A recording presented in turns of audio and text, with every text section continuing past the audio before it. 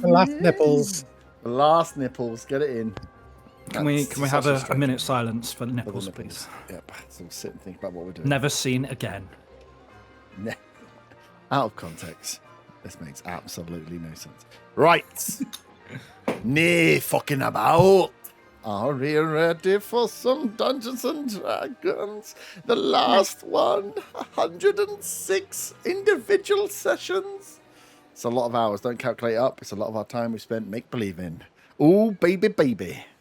Let me get my notes up. What's it say here? Oh, yeah. Immediately kill Hayward. Oh, wait, no. That was last week. So, we are still here in the Allhearth Commonwealth main building. The final battle against an entity, a mind flayer entity who is attempting to harness the powers of gods and maybe become a little bit more than he was before. I got the map underneath working now, although we don't really need it. But for a quick reference, before we jump back into the action, here we have one Ethor with his back to us. Zagazoon, you were just outside the front door. We have a line of human sacrifices, or they've got nowhere to be sacrificed to now. Arta, a nice 5-foot gap between I'm in pain. you and Ethor. You are in pain. I am bloodied. Good. Not bloodied. Yeah, bloodied. Faywin, up on the balcony, and in the balcony across, you had just seen your brother Elias transform and a mind flayer burst from within his body. We then have... Oh, who the hell is that? Vex is still alive. And was grappled, but is now no longer grappled because the lair action would have fallen. So give it that. Same for Otter, who is on the steps. And of course, in front of you, Otter, you see the form of your old companion. Von Van's body destroyed. A mind flayer creature bursting from within the face, the purple arm that he already had growing further. And this large mind flayer creature now stood in the place. I was going to ask, did he actually get that far? Or was that all in the astral plane? Or was that all astral plane thing? He's a mind flayer. In his head? No, he's a mind flayer. Stood next to you now as you look up, as we come back to Von Van's turn. As those of you that are within this room, you witnessed both Elias and Von Van turn into the independently turn into mind flayers. Their bodies shed, their skulls crack, fragments of their bone and what they were before fall to the ground as this creature, almost alien style, emerges out almost wearing the skin of their bodies. So yeah, Von Van, as far as you are aware here, Von Van is no more. Sorry, what's the blue thing next to Von Van? I switched out the John Mini was there because he fell over again. The Fey creature that was there, Faywin, is still there? Yeah. Okay. It's not going to do anything though. Okay. So you can So he was also grappled. It's a little mermaid creature. It's quite cool actually, but I just thought that's better than using John. I've got PTSD from John. It's not better than John. It's never going to be better than John. Way better than John. John's Mini accidentally got.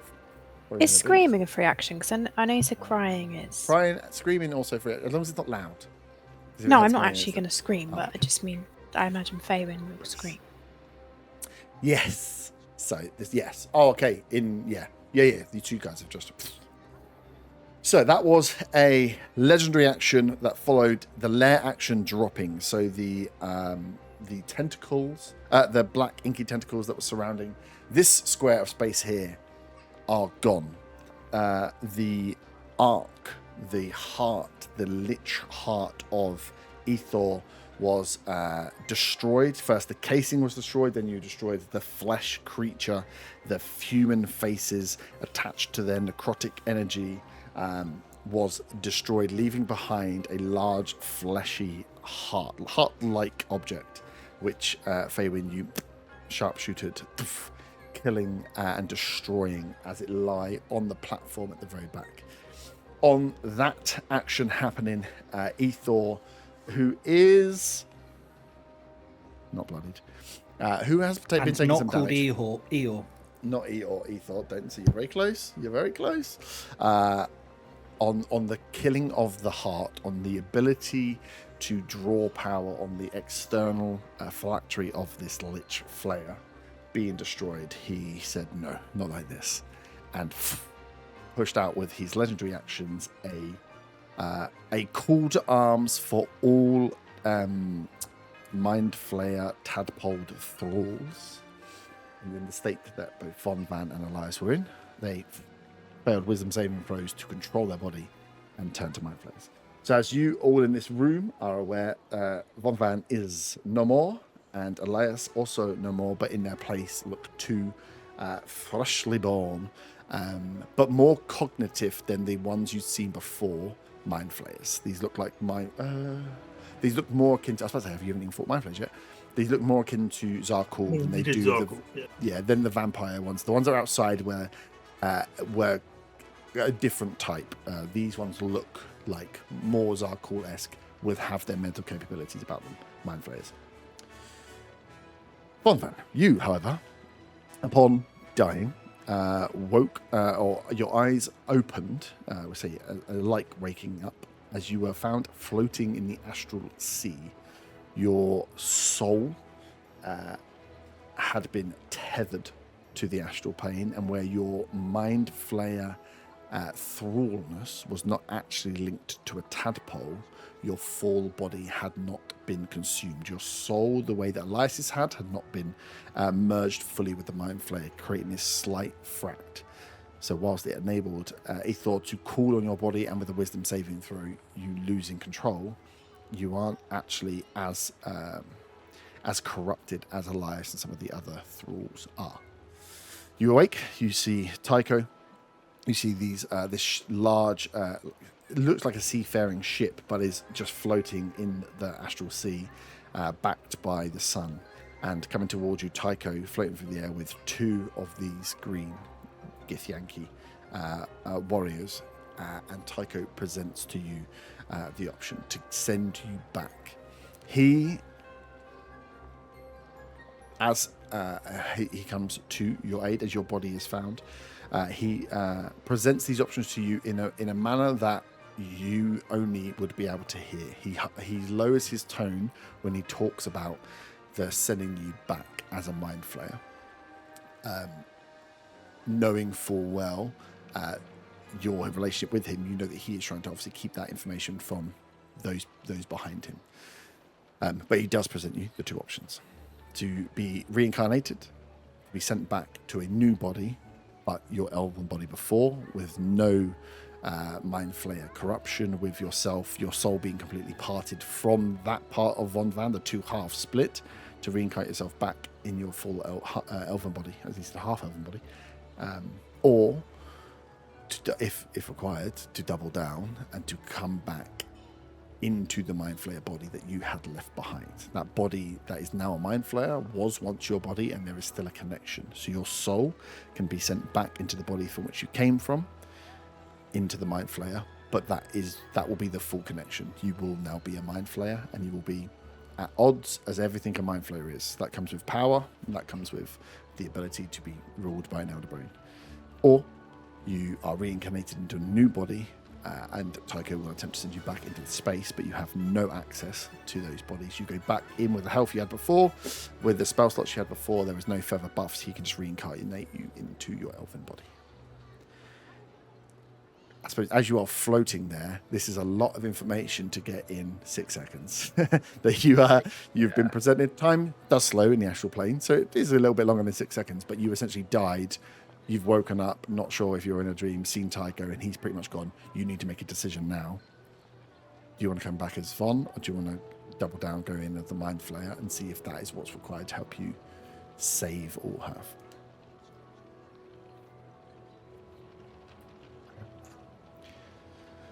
How much of me would remain if I came back as one of them? He say hi. I actually couldn't tell you. I can just send you back into the body. You'd have to take the chance.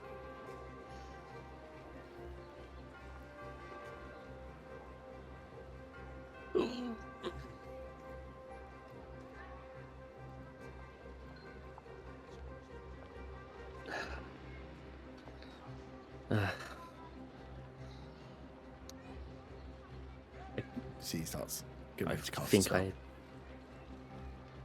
know what to do. It may be the best way for defeating this evil, even though it means sacrificing my chance at a future. I'll go back in the Mind Flayer body. I will get a bit closer to Tycho just to definitely make sure that they can't hear behind. Yep. Say, if I do survive this, please, Tycho, bide me some time before the hunt. Yeah. I must create a haven for the druids that took me in when no one else would. As he's like getting ready to cast an incantation that takes your hand and just says, "When this is over, run fast and get away," because he's like, they won't stop. As he casts a form of the resurrection spell, instead of sending you into an elven body, Von Van, you are sent back almost as you've woken up and kind of coming to a bit like coming out of warp speed. As you came into this body, as he cast that spell, you just see the kind of reverse of that as Tycho's and the Githyanki's face elongate as you get sucked backwards as you wake up into the Mind Flayer body. That will be the action for your turn. You change your picture, you sneaky fuck. I was like, what the fuck's happened? Someone's hacked the Discord. Nice. So the that light is on. Cool. So you are now this Mind Flayer up the top here. You come back to the body. You feel yourself slightly tall up. You are slightly levitating. You will.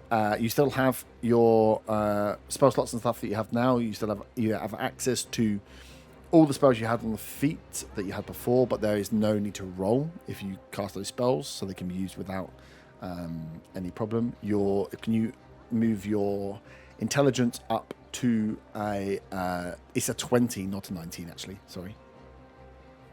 So you get to max intelligence. Okay. I think that was everything. I don't know, hit point. Yes, that was everything. 180 hit points. So put your maximum to 180 and then put your actual now to 180 also.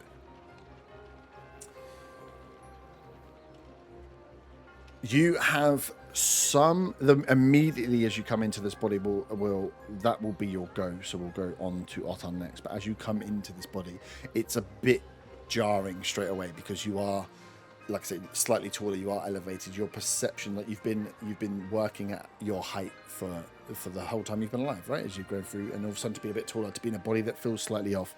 You have some affinity to it, and your arm that was turning purple is the one that kind of, that feeling is now the feeling that passes through your body. You can feel the power. You can feel the way the muscles work slightly differently in this body. It feels lighter. It feels actually a lot more powerful, but in a different kind of way.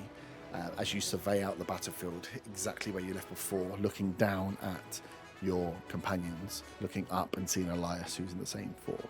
And straight away, I see one of the last things you feel is you feel that like attack on your consciousness, on your psyche, the same feeling you felt when you were hit with the wisdom saving throw. This pull to do something, this pull to follow an order, this pull to do a thing that is not your own. You can feel this secondary pull on your mind, which you know you're going to have to fight if you want to keep control of this body and act on your own volition. Otter. This is where it gets fun. You also keep all your communication. You also gain deep speech as a language, but you already had telepathy, so you've got telepathy there.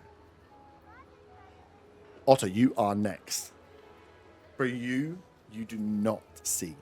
So this creature lands, I would say, actually, Otter, give me, being closest to him, give me an insight check. to perceptively like note when, a bit like hypnosis, when a body changes slightly because a different mind is now active in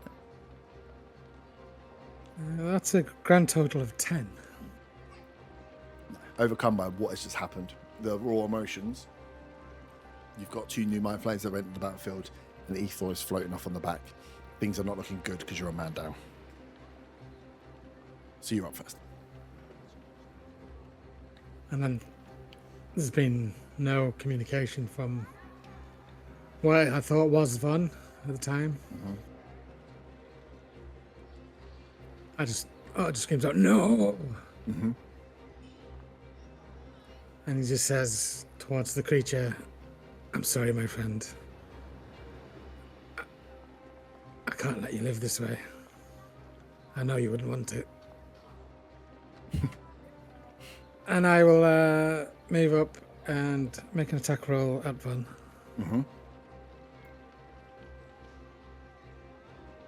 And it will be a great weapon master attack as well. You get loads of life, it's fine. Well, I didn't roll too great, so that's I think 13 to hit. Don't you pull a Kinsey on me right now. I'm not, I rolled a 6. Cool. So you swing, you go and try and attack towards the Mind Flayer, formerly known as Von Van, as it moves out of the way. I make another swing, but not great weapon master. That'll be a 21 to hit. Beats it. Okay. Who said that? I thought Von was dead. Oh, you got me. You got. That'll be 11 piercing damage. Nice. And that'll be me done. Cool. Von, at the end of Otter's Garage, you've come back, and then he's just gone and stabbed you straight away. I'll allow you to make a plea towards Otter, at least in this manner, to one person, I think, at a time. Remembering those, your languages go to deep speech and telepathy, so you have to kind of speak telepathically. Mind flayers don't have, don't form the sounds. So those of you that are telepathically dumb, you will not be able to communicate with Von Van unless you lose that. You can do I it. will telepathically say to Otter then, Otter, I'm still here. I've got control for now. Please don't hit me again. Do I get a chance to reply on it then? Yeah. Prove it. How do I know it's you?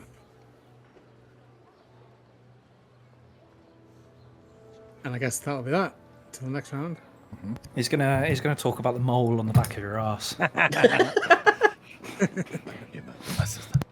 one? More than one. Nice. Up next is Elias, who is not as lucky and is going to.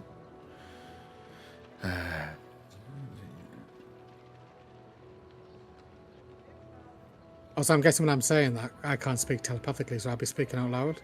Yeah. But I don't think anybody's close You know enough what? to hear. Bar Vex, nobody's close enough. And I'd have my back to Vex, so she Yeah. might even hear anyway. Yeah. Yeah, she just hear that you mutter words back, but that could just be you doing funsies. As Elias steps up, charges up, towards you, Faywin, and is going to attempt to gear up you with the old tentacles. That is a 23. Yep. I need you to give me a intelligence saving throw, please. Damage was poor. Damage was really poor. 23. 23, nice. So you're not stunned, which is really handy. Damage is plus 7. I rolled very low on the dice. 7. 7. Total. 7 psychic damage. So yeah, as he hits you with the tentacles and tries to paralyze you with psychic energy, you are not stunned, but you are grappled either way. So he is grappled. That is all he could do this round. Vex is up next. Oh, God. I should have thought about what Vex was going to do, shouldn't I? She ain't got shit left. Artie, you said you're looking messed up, right? On the scale, I am 100 down on my max of 162. That's good. Vex is going to cast Power and Kill on you now. She is going to... Oh. Let me just look. Also, I blink out, by the way. Oh, okay, yep. While we're on that, no, I'm not concentrating, and if I am, I've got no idea what on, so just assume I'm not. Perfect. Wasn't it Because blessed? I think it was. I think it was blessed. blessed. Yeah, it was Yeah, blessed. that went, I think, last round of combat. Yeah, it went. I think I mentioned it at the time, but there was lots of other shit happening. Yeah. Everyone was dying. Okay, cool. Thought she could do something to other people, but she can't. Cool. She's going to see you attack the one behind her as she is looking around. Otter, you... I suppose, as we go around, as Vex is surveying how you all look, she can see Fabian's just been grappled by one there. Yours fighting the one behind. But how's everyone looking in terms of bloodiedness? She has 3 targets to aim for, and she's got to pick which is who needs the most help against the thing. I've blinked out, but I am also 3/4 health. So. You have blinked out. I'm okay at the moment. Okay. I think seeing Arta in front of Ethor, she is going to send a radiant bolt towards him on a 25. That's going to hit. So she over Arta, your shoulder, fires out this radiant bolt of radiant energy, funnily enough. And does... Oh, I haven't got the combat music on. That's why it feels so weird. 15 damage to Ethor. And she then shouts to you, Arta, if you're not doing good, get out of the way!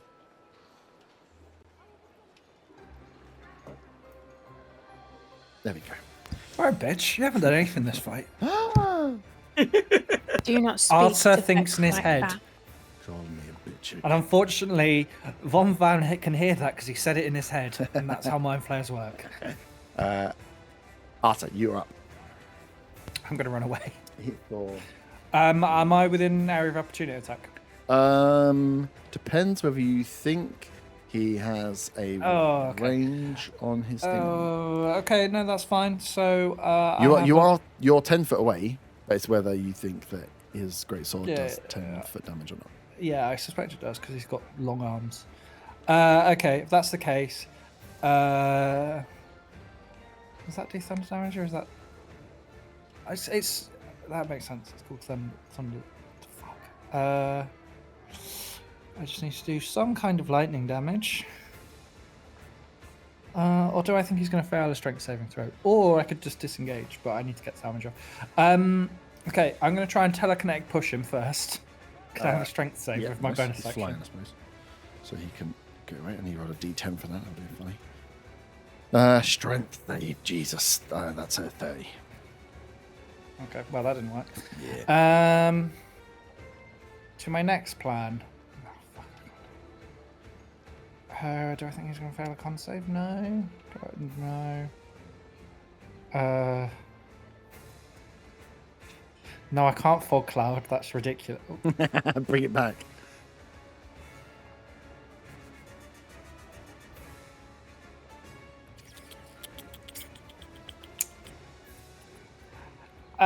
Is cancelling concentration an action? No. He's got true sight, doesn't he? Fuck. He's got lots. I legitimately have no way to get away unless I want to take a hit. Oh, yeah, just try and take a hit. I'm going to try and take a hit. I'm going to move away. Cool. He only has a 5 foot reach with his longsword. Oh, aye. That's fair. That's fair. That's fair. Okay. And then as my action, Yep. How far are you going? I don't know, 20 foot. I should probably go 30 foot so he can't reach me, actually. 30 foot, you'll be... Yeah, true. Did Arthur realise that Von had turned though? You see, you hear running behind you, and you turn around to see Arthur's shocked face as there's a giant purple man on stage. As you run toward from where you've run, you're facing a giant purple man to turn around and run towards where Otter and Von Van were, and see Otter is blinked out and Von Van is no more and in his place. There will be a mind flayer. That is. Cast Cure Wounds at level 2 on myself, and I rolled a 1 and a 2, so that is 8 points of healing. Yikes. Yeah. Nice. 2d8s. That's Done? me done. Zaga. Yeah. Yeah. You are 10, just outside. I think you're 10 foot out. I'm outside. I don't think I can see either of the two new mind flayers. Maybe one at the back because he's elevated. Yep. I definitely can't hear him in my head. Yeah.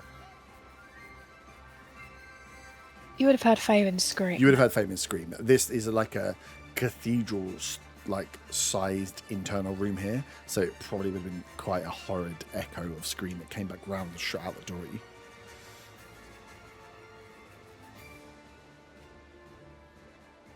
Yeah, I'm just looking at options. Options. Yeah. This is definitely the point where you look into a door and just see chaos and hear screaming. You're like, shit. I'm going to run backwards 20 feet, Yep. further away from the room. And then throw a fireball at Eel. Okay. Dex saving throw? 20, yeah. Just so it covers this front area. Yeah, fuck them people that are there near him. Yeah. Dex saving throw. Ooh, that wasn't a great one. 17. Is a fail, but it's only a 3rd level fireball, so 17 points of fire damage. 17 points of fire damage. Nice. And I take it I'm right on the edge of this building. You are right on the edge, yeah. You are back to like close to the front door where you came in. You're almost in tracker. I wish I was in Draco. Almost home. Nice. It's possible, isn't it? You've got the spell slots. Yeah. I could. I know you're saving one. Technically, I could, Cool. but not this turn, and that is my turn. What you attempting get counter spell? Round 2, Thor. Give me. Will it be if my d6s to reroll my dragon bite? Okay. Not quite. He has fireball. You're there. You've got one mind flayer. You three in a nice little. You're blinked out, aren't you? Vex is a bitch though. No, she's not. She's to him. Traitor. Does Ethor know that Von's Von and not a mind flayer as Oh, such? we'll never know until we know. Can't they be in...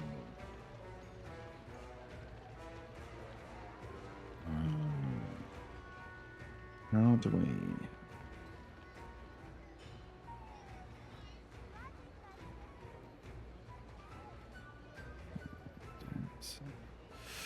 Okay. Yeah.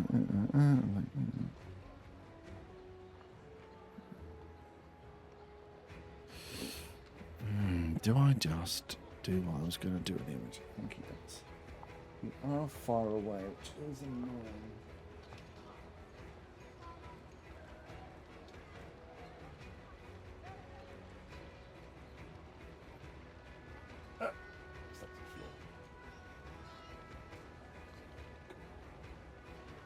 Oh my god. He's going to fly up out of sight of the doorway as he sees the kobold, fires a fireball and runs away as far as he's concerned.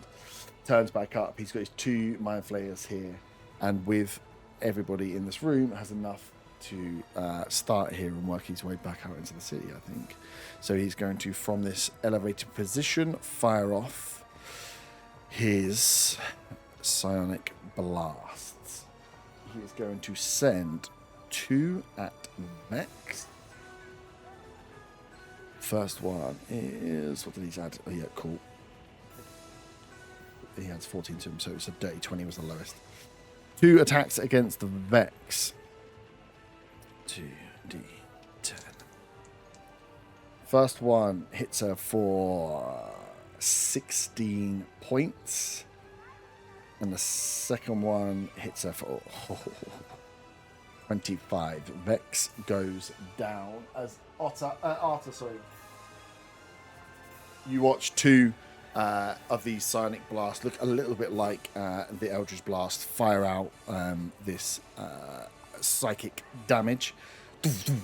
One after the other hits straight into Vex, as with his right hand he sends 2 your direction. The first one, Arta, is a 20 something. Yeah. 4. First one is, God, doing maths again is hard. 21 points of psychic damage. Jesus. And the second one is like a 32 to hit. That worked very well. Second one is 22 points of psychic damage.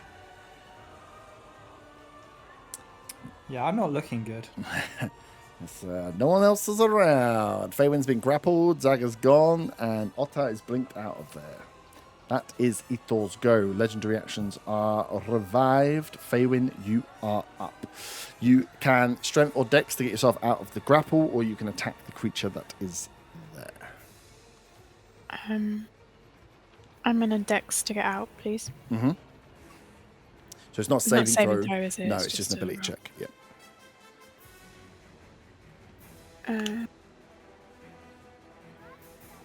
A dirty 20. 20 is enough. You wriggle free of the tentacles.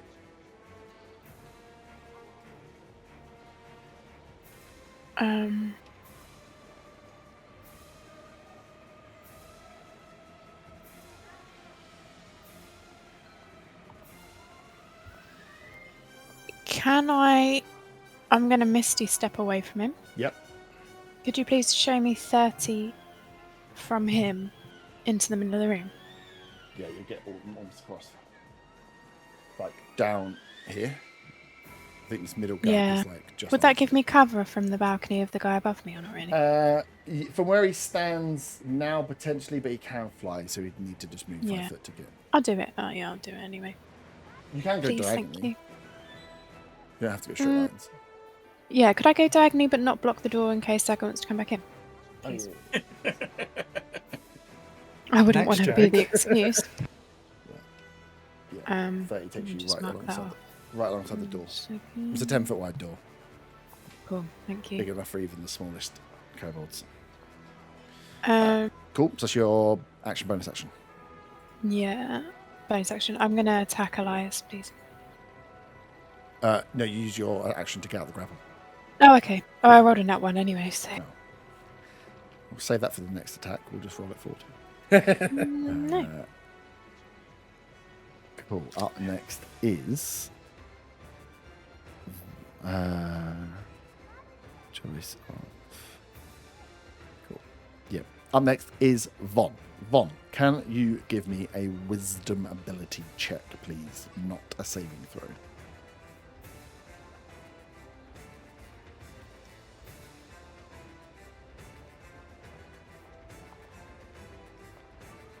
That's 22. 22. You have full control of your body for this round. Okay. For handing an item to someone else, Mm-hmm. is that a bonus action? No, object Sorry. interaction. If you're stood next to them and you're just handing it off, yeah. It's like a free action. You only get one of them. Annoyingly, Otter's fucking blinked out. Yeah, he's So the not there. person that said show me is not actually fucking here. You drop it in the space that he was. I mean, you can still see me. Yeah. I can't fucking pass you an item though. Put it on the floor in front of him. Yeah, just put it on the floor and hope he doesn't blink on top of it. Maybe it's like Okay. Baldur's Gate, and if it's like a healing potion, it'll explode and it'll get healed. I will telepathically say to. Well, I guess both Arthur. I don't know if Arthur can hear me from where he is or not, but it is still me inside, I promise. And then I will place the bag of holding on the floor next to where Ottar is. So I guess to make this actually work on D&D Beyond, I'm gonna move it to the party inventory. Yep. And it should hopefully work. I've never seen the party inventory on here. How does it? Oh, there's the button. Yeah, it's a new feature. Why is there the power of friendship in there? Who do you think Give me one put that guess. there? Give me one guess. Okay. So I suppose you can object interaction. Yeah, pop the thing. I think with the telepathy, you have to pick a person at a time. Yeah, Okay. but so- it would make sense that you've already spoke to Otter, so you could drop the Yeah. bag and then talk to Otter. Yeah. Yeah, I don't So think you could I have to cast. say I'm still in here. Yeah. I will. I'm just going to shrug. Does that effect of that? Can I? I think it's when you're a creature you can see enters into the area the first time or starts its turn there. You can restore. With my armor effect, if I was to move into the square of, or move next to Vex or Arta, could I put that effect on them on my go, or would I have to wait till they have their go there? What's it say? It's so yeah, when you're a creature you can see moves into the area for the first time. Yeah. First time on a turn, or starts its turn there. So yeah, so me moving into it wouldn't be on its turn, would it? So First time. Well, no, I think it'd be first time on your turn. Because if you were to pour a potion into someone's mouth, that healing would happen on the point you pour, not on the point true. they start their go. Okay. So I think it's Well, the first. I think the first time on a turn is so you don't just keep fucking doing it over and over again. Okay, well then I will activate for bonus action. Activate that leaf balm effect on that. Yep. Walk over to Vex and put the healing into her to hopefully get her back up. Okay. She gets 3 health. 3 health. You see Vex come back with a startle as a mind flayer is healed. Standing over her, but she is now awake. And how much movement would I have left? You only lose 5, 10, 15. So whatever you know. Can I get up to the balcony bit?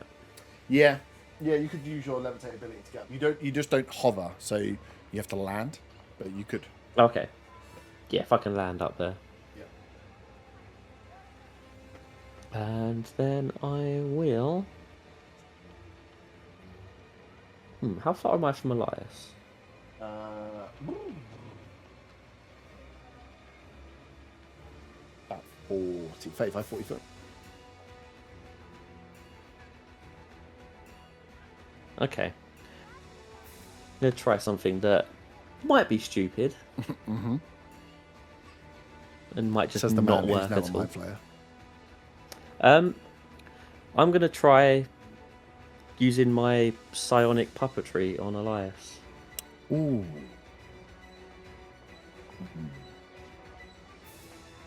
Yeah, I see what you mean about. Where have I got your?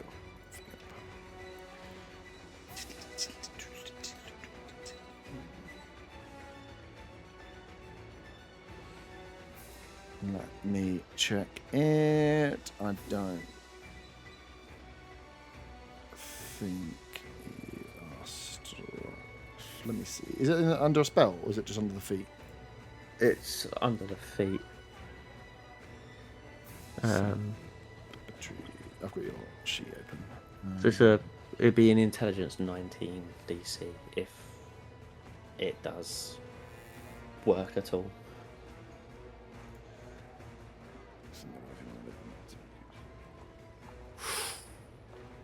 Yeah.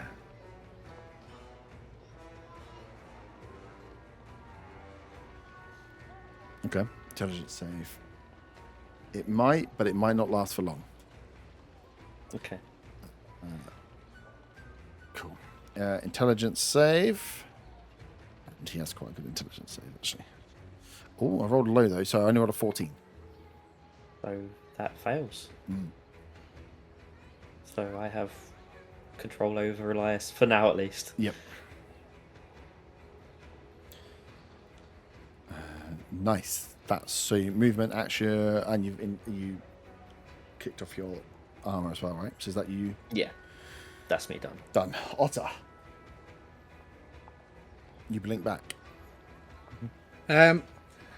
How far, including my 10-foot of blink movement, plus normal movement and scenic leap? So that's essentially 100 feet. The Can I get whole up to- map is only 100 feet, I'll remind you. Okay. So unless you're trying to jump back to Redvant, it should be fine. I was thinking more tracker. No, I just want to do something that doesn't work as written, but more for flavour. Yeah. Because technically I should jump out of blink, but what I want to do for flavour is sort of use my bonus action to scenic jump up towards the balcony. Yep. And as I'm coming down through the air, that's when I blink out. And I immediately attack the mind flayer with a melee attack. Oh, nice. If you get what I mean. Yeah. Yeah, we can do that. I mean, it's not going to give you any other advantage on it. Where are you, No, it doesn't give me where are you advantage. planning to blink? Essentially, as I'm coming down, like, say I jump up in Where the you air, gonna as I'm land, coming down yeah. towards him. Yeah. When halfway through, as I'm coming down through the air, I blink out, and he sees me with my trident in the air coming down towards him. Okay, cool. So my fear is where you think you're going to land? I'd like to Like land this behind him angle. as he is now, Behind him. if possible. Because essentially, I want to kind of, flavour-wise, I'd like to sort of stab him as I'm flying over him. Okay. But if that doesn't work, then Yeah, your 90 foot, your leap, you'll have to use your leap, definitely. yeah. Yeah, Because as I long got as you 10 use your feet, leap, 10 that's feet blink movement, 30 feet normal movement, then 60 feet fly. Well, Yeah, and the 60 feet would be enough to get you there. So that should be fine. With the blink, yeah, as you leap through the air and you blink back as you're coming over, yeah. Oh, shit. You just fallen from the air and died. Yeah, you could easily jump up and over. You'd have enough to arc down and stab as you would then look to land this side. Might have you roll on acrobatics just to check you don't fucking smash your face in. But yeah, go for it. Okay, first attack will be a great weapon attack. And that's not going to hit because that's going to be a grand total of 10. 10 does not hit. Concentrated on the leap and you forgot about the pivot. Yep. Okay, I'll swing again. You know, like when that Spider-Man animatronic goes wrong. It's like Yeah, so this one's just a normal attack, so that's Yep. going to be 22 to hit. 22 hits. Okay. And that's going to be 11 piercing. 11 piercing. Nice. Give me an acrobatics check. DC 10.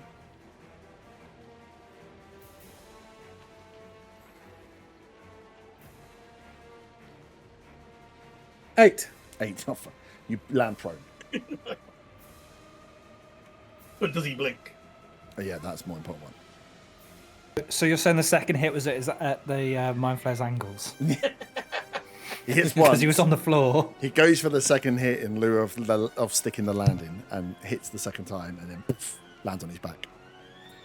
And I do blink out just. Luckily, as you turn around, as you see this creature turn towards you, brandishing his sword, as you're laying on your back, looking up, you blink out of existence. With true sight, he'll still be able to see you, but you are not there to physically be attacked at least. Blink concentration. No. So I can't drop it if I need to.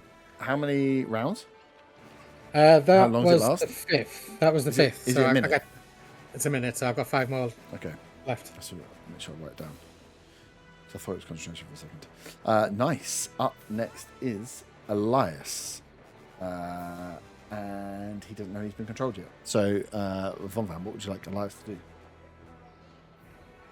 He can move 30 foot. He does have a range of like a sonic bolt attack. Can you as get well. him to shoot himself in the face with the sonic blast?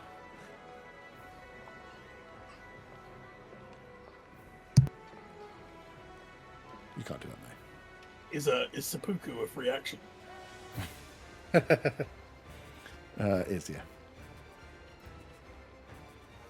No, but that is part of Zaga's backstory. Emphasis on the poo bit. Fun. I've get him to do a range with the Sonic Blast, Cool. I guess. Ethor. Because all this stuff is psionic, right? So Yes. Yeah. All this stuff is yeah. I mean, it just has. Yeah, you can eat your brains. Can I eat another Mind Flayer's brain? Yeah.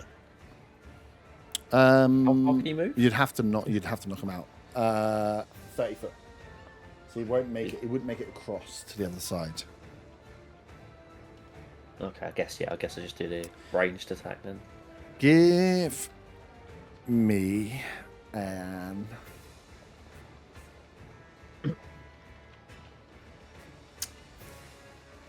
Give me just a wisdom ability score, or understanding your new form. 17. 17. I will tell you that he has 3 uses, like 3 spell slots to use either hold person, hold monster, telekinesis, or invisibility. If you want to use one of those instead of the long range attack. I guess. Oh, maybe a monster. It'd have to, I think it'd have to be a monster, yeah. But then again, it's going to be a. Let's say Hail Mary anyway, I suppose, isn't it? Yeah. I guess try a hold monster. Just in hope that it might work. Yeah, it'd be a wisdom saving throw. Wasted bloody turn.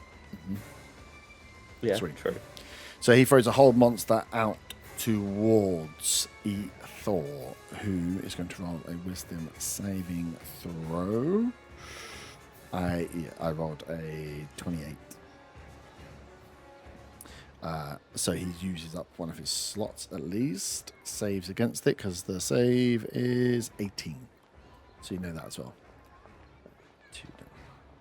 Sweet. So yeah, as Elias stands upright, looks around, and then just with his almost like sonic feeds out towards Ethor to try and hold, as Ethor then realizes he does not have control of either one of his thralls at the moment. That was Elias. So Vex, you're up. Oh, Vex is up. Vex is me. Vex is up. Vex is fucked.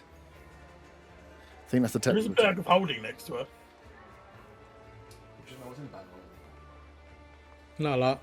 She spends 2 rounds looking through the bag of She holding. tries to trying work out climb what's in inside it. the bag of holding. She finds the power of friendship. What the fuck? How's this going to help me right now? She is just going to just carry on with the radiant attacks, because if in doubt, put some damage down. She's got 30. Oh, she burns attacks have been at advantage, the first one. Because the radiant bolt. It's not a guiding bolt. It's just a It's radiant. just radiant bolt. It's a psionic attack for which can do damage.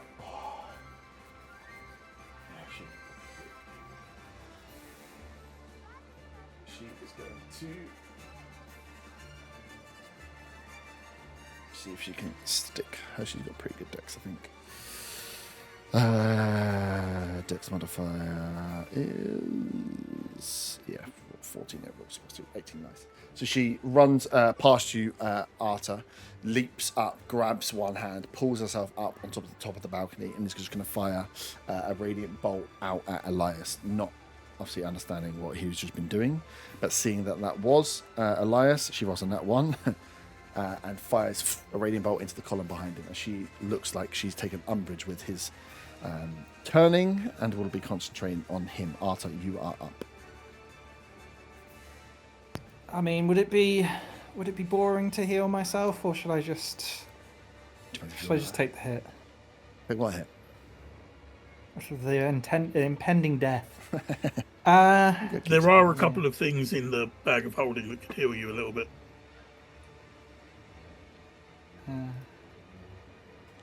Apparently, there's an ointment that I don't remember receiving ever.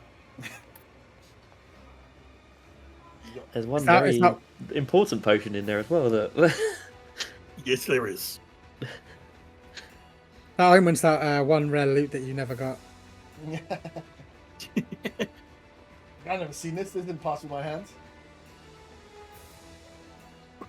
Big Arta.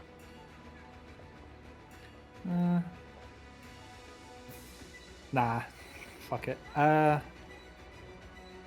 It's just not my style. Can I? Oh god, it does no damage though. So what's the point in doing that? How healthy is he looking? He's not blooded. Very. Cool. I'm gonna guiding bolt him then. Fuck Okay. it.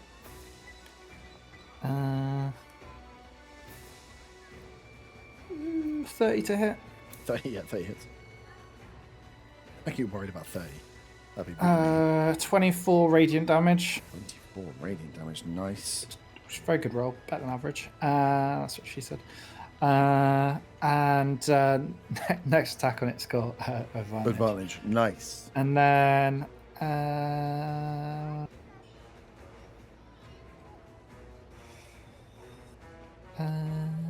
Is that Ether or Elias you attacked?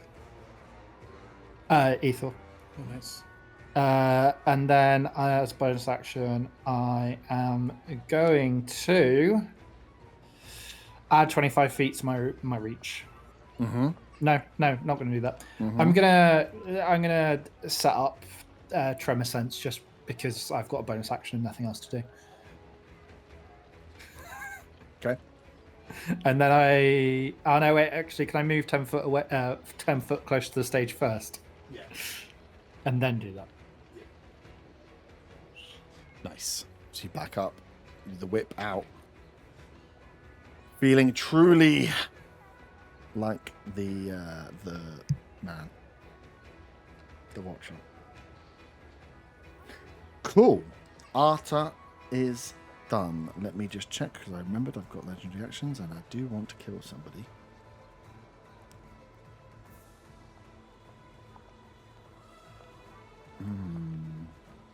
It's annoying. It's annoying.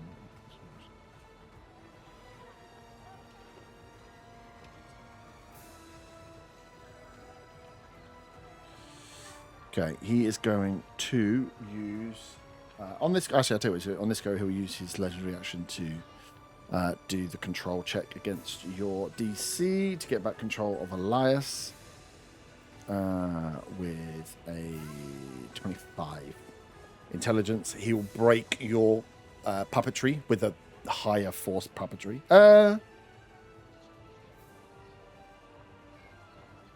What does the puppetry spell say actually? I wonder if it's a challenge. Is it more fun to make it a challenge? I think it's more fun to make it a challenge. He's rolled a 25 intelligence check. Oh, no. Sorry. I lied. I need a read nat the 20 wrong. to match it. Oh, okay. Roll it for nat 20. Nat 20, you keep control of Elias. You fucking... I rolled a 19. Oh. That's what I said. Don't do this to me. Don't do this to me. Okay, cool. He's going to use one of his legendary actions to get back control of him then. And then, Zaga, it's your turn. Yeah, this little blue dot. Reading the spell description, I'm trying to figure out how it works. Oh! He's dead! He's dead! No! Which spell? Or prismatic spray. Yeah. It says 8 multicolored rays of light flash from your hand. Each ray is a different color and has a different power and purpose. Each creature in a 60-foot cone must make a dex saving throw. For each target, roll a d8 to determine which color ray affects it. Mm-hmm. Does that mean even though I fire out 8 rays of light, only one can affect one particular target? It does sound like that. It does also say each. And you'll hit the creature. rest of us. Yeah. Because it sounds as though it hits everyone. Yeah. You don't get to pick.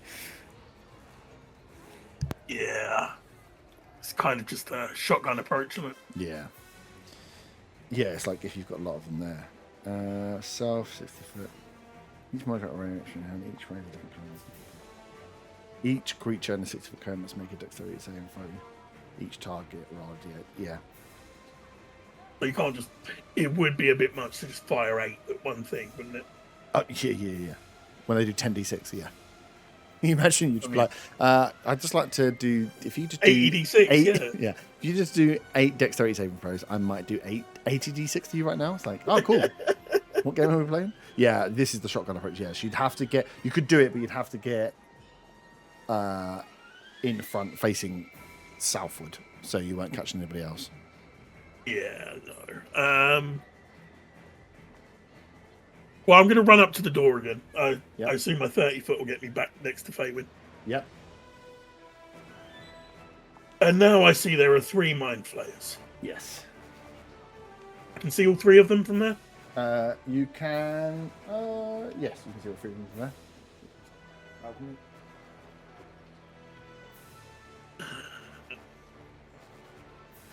Are these mind flayers wise?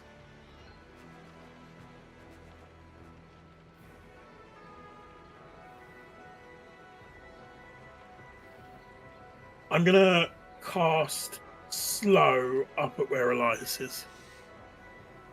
Okay. Elias, this side. Yeah, he's the one over there by himself. Yeah. He's isolated. Okay. I'm gonna try and slow him down so he can't get near the others. Wiz safe. Whiz. And as I come over, I say, "Hey, Faywin, how you doing?" I rolled poorly. That is a 15. It's a fail. Slowed. Slowed. So Elias is Good old slow. Good old slow. And I am 2 to AC, concentrating. right? Whoa! Sorry. I typed minus 2 AC in Excel. Started to do it form enough for me. I don't want that, mate. So it's minus 2 to AC, slowed, And the other slowed stuff. movement, and 1 action or 1 bonus action, right? Yes, and the thing with the spell if it tries to cast a spell. Yes. Yes. Sweet. Stay in there. Oh, yeah. It's your 30 foot movement. Up, cast. Nice. Eat door is. Do I have any bonus actions? Do you have any bonus actions? No, nothing worth using. Nice. Blinky Boy is not there, which is very annoying. So I think.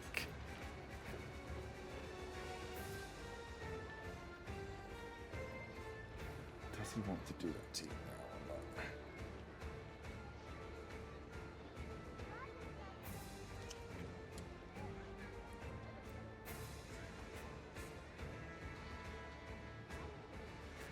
Yeah. On the altercation of you, Von Van, taking control of Elias throwing the spell back, him then having to force the puppetry from you, you see that Ethel looks towards you, and you hear in your mind him say, "All you must bend to my will. Do not fight me. This is not a time. Get in line." As he will bonus action teleport to you. And then take the longsword attacks against you to teach you a lesson.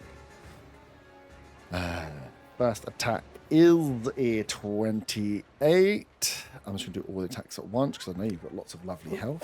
Can I ask a quick question just for my immersion? Yep. As he's punishing him, is it like he's slashing at him, or is he spanking him with the sword? He is stabbing him. When did this get kinky? When Dan just decided it was going to be kinky. First attack hits. Second attack was you threw me off fucking counting, you bastard. It was a 21, which still hits, doesn't it? Yeah, meets it, beats it. Third one's 28. So 3 long sword attacks hit you as he is essentially calling you to fall in line.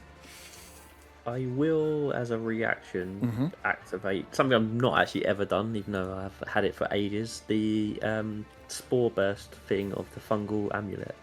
Nice. So I need it's a low DC, but it's worth a go anyway. It's DC 15 con save. I rolled a 17. I guess it does nothing.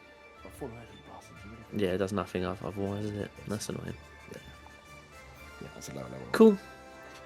Sweet. So he hits you once. You, like a scared little octopus, ink yourself with some spores, and he carries on attacking you. Yeah, and I'm leaning because he keeps falling over. So the first attack does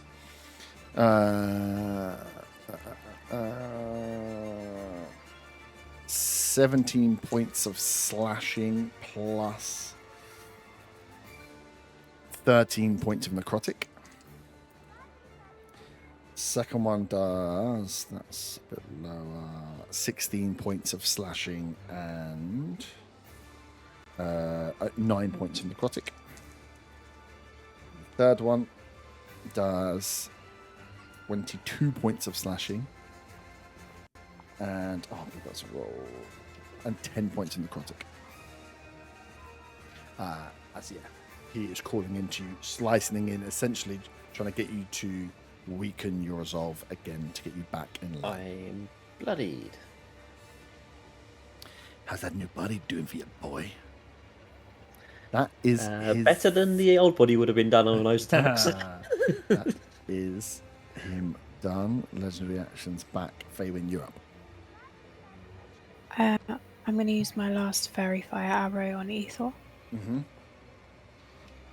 Get advantage on the attack because he's still lit up from the radiant. Oh, nice. So 26. Yep. Okay, so there's no advantage on him. Only 8 points of damage. Points of damage, nice. On the How long first does that one. advantage last? That fairy fire one is a minute, is it not? Yeah, I think so. You'd have to dispel I'll have a look magic. after her. Yeah. Yeah. The next one is 25 to hit. Yep. I'll roll again just in case I get a crit. I did not. So 19 points of damage. But that is my last fairy fire arrow. Yeah, up to a minute. Sweet. Nice. Yeah, that's 10 rounds. That's gonna be nice. Is there any other things within a 10-foot radius of him? There's another mind flayer up there who looks awfully suspicious. Yeah, you need to do a dex save then, or you'll be lit up as well. Save is 18. Do a dex save. No, you should get that. That's a 7. Yeah, you're lit up. Yeah, you're both purple for mind Oh, flayer. damn. I can get advantage against you now, my fly boy. That's awesome. Soz. I mean, you were slapping the shit out of him anyway. Yeah, it doesn't. I know, but now having advantage makes it more fun. Maybe I can roll again and see if I get a crit. You hit me with the fairy fire. Faywin's go. Oh, I didn't roll the d6. Hang on. Oh, yes, I did.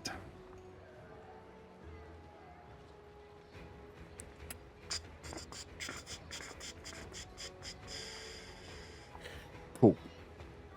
As the fairy fire arrow comes across Von, as he is up on this, whilst he's almost dancing across these banisters, he's not ever really landing properly on him. He is constantly flying as he takes the attacks at you and is trying to hold, and then gets hit in the back with this fairy fire. Light gets lit up in pinks and purples, and it really pisses him off. He's going to turn back towards where it came from and see his good middle friend. finger. Oh, middle finger. Yeah. Wow. It's annoying because I was. It's the 6th one as well. Wait, you still have that? Yeah. It's forever. Well, if Faywin survives, I know what she's doing for her career. She's going to be the freak at the circus. He's going to send out the a form of like a blight, a necrotic energy towards your direction. He is going to. Wow, you did send a middle finger up. I was going to attack Zaga, but I feel like you've just hurt my feelings. So, Faywin, can you give me a Constitution saving throw, please? That's only 14. 14 is a fail. Oh my god, you won't believe the shit I just rolled on this dice. That is a massive 14 points of necrotic damage. Mm-hmm. And you have a curse similar curse to the one that you recognize this Zaga as the one you got hit with before. As both actually Zaga, you would see this on Faven as well, as your flesh, you almost the mummy style with the scarabs under the skin, bits of your flesh start to move and ebb. It feels very similar to when you got hit before and grew that sixth finger. This, though, attacking your whole body. You have half speed. You have disadvantage on all attack rolls. And if you try and cast a spell, you need to make an intelligence save before doing so. You will make saves again at the end of your turn. Okay. That was his legendary action. Bonvan, you are up. Can I have a wisdom save, please? A wisdom check, please, not save. Wisdom skill check.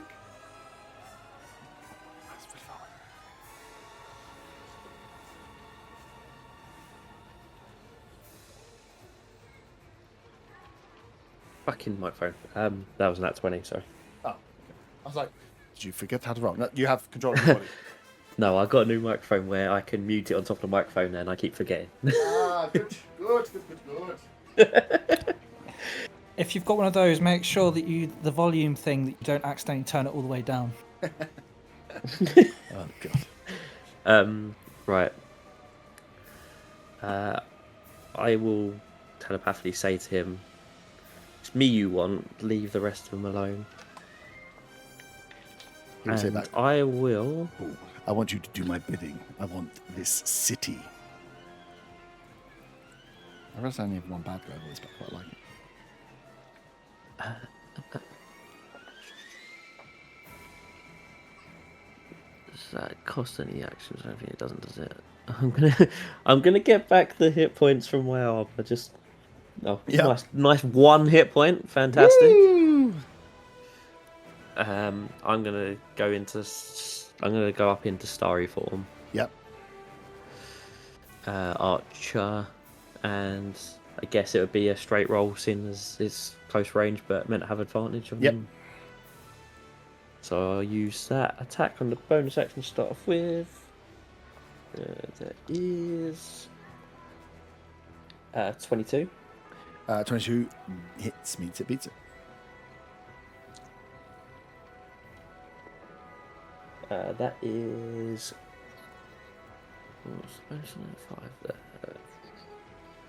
16 radiant damage. 16 radiant damage. And then I am going to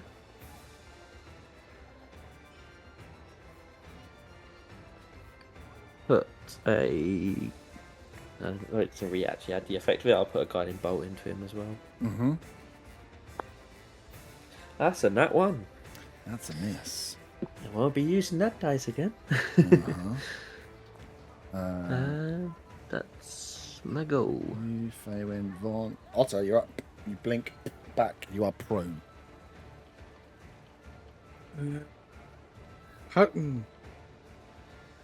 While I'm blinked, can I crawl forward to 10 feet? Yeah. Forward towards him. Yeah. Yeah. And hopefully I'll have enough movement to get up and get in melee range of him. So these things are only 5 across it. You can get up behind. And I will whack away with a great weapon attack. Whack away.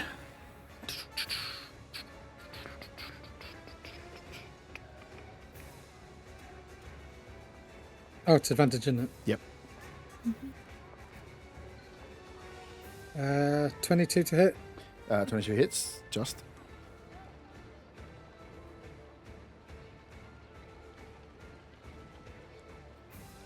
Uh, 26 piercing. 26 piercing, nice. I'll make the second attack a great weapon as well. That's a nat 20. Whoosh. It's only the dice that get double for crit strike. Oh, he's wearing adamantine armor. So. Didn't you make that joke? Yeah, but then I last changed time? his stat block because I thought, why not? Why not ruin the fun? No. I'll make that joke. Don't make that joke. How much life you got? It's just the dice that get doubled as now, not the Yeah. actual crit weapon effect. No, just the dice. Yeah, you don't get plus yeah. 20. Jesus Christ. So that'd be 20, 30 piercing. 30 piercing. He is bloodied. I don't have anything left for a bonus, so I'll see if I blink. And I blink out. Okay. 4 rounds left. Elias is up next. Good old slow. He gets half movement, doesn't he, slowed? Yeah. Cool.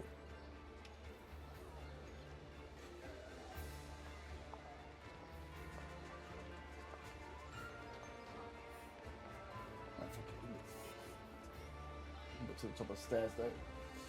If he gets onto the top of the stairs, from the top, he will fire down his ranged attack. His bolt at you. At me? Zaga, yes. Oh my god, I rolled 200 dice. Only be a 12. He's going to miss. And that's all she wrote. Damn fucking hell. Vex is up. She's going to keep the distance, but in pursuit of Elias, take another attack against him. He has reduced. Is it 2? Oh, he gets a wisdom saving throw at the end of his turn. Oh yeah, of course he does. I might roll that this time. 19. Fail. Damn.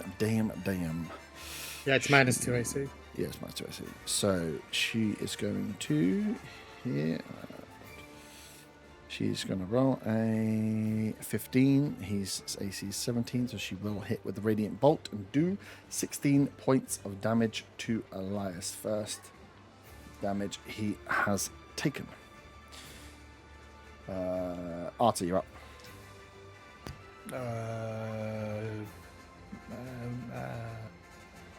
You can see up on the balcony in front of you, there is a Mind Flayer fighting a Mind Flayer with an otter behind. I'm going Vex to go is chasing the for Ethor. Yep. I'm going to bonus action, make my Thorn Whip do shit, and then I'm going to go for an attack. Cool. So it's got the range. A 26 to hit, 26 hits. and that is 9 points of slashing, and 2d8 of and 8 points of thunder. Nice. Because I can't get ones on thunder damage. Thunder buddies. And then that's me done because I used my bonus action to give me bigger whip. Oh, and if I get an attack of opportunity, I do bonus damage, but obviously you can teleport, so it's kind of irrelevant. Nice. That bit is annoying. I used up all my legendary actions doing the dragon bite. So Zaga, you are up. How far am I from Eeyore? You are within. What do you need to be within? 60 foot. You're like less than 60 foot. More than fair. You're about 40. About 40. If I move behind Faywin, Yeah. can I see Elias? You can see Elias where you are now. Yeah, but if I move behind Faywin, can Yeah. I see Elias, and can I be in a position where Eeyore can't see me? No. You'd have to move. No, because I'm kind of. Yeah, I suppose because this is the doorway, so you'd have to come into complete cover. You'd have to come further than behind. Basically, I want to cast a spell at Elias, Yeah. but I don't want Eeyore to be able to see me to counterspell it. Yeah, you can go outside the door again. Why break the habit of a lifetime? Excellent. So you are off the field. Yeah. Since he has -2 to Dex saving throw, Is it Dex we saving are throws? I gonna thought it was cast- just AC. no, it's Dex saving throws as well. I thought it was disadvantage, but it's -2 according to the spell description. Since he has -2 to Dex saving throws, we are going to cast a 9th level disintegrate at him. Wow. Okay. -2. Yeah. Gets a +8.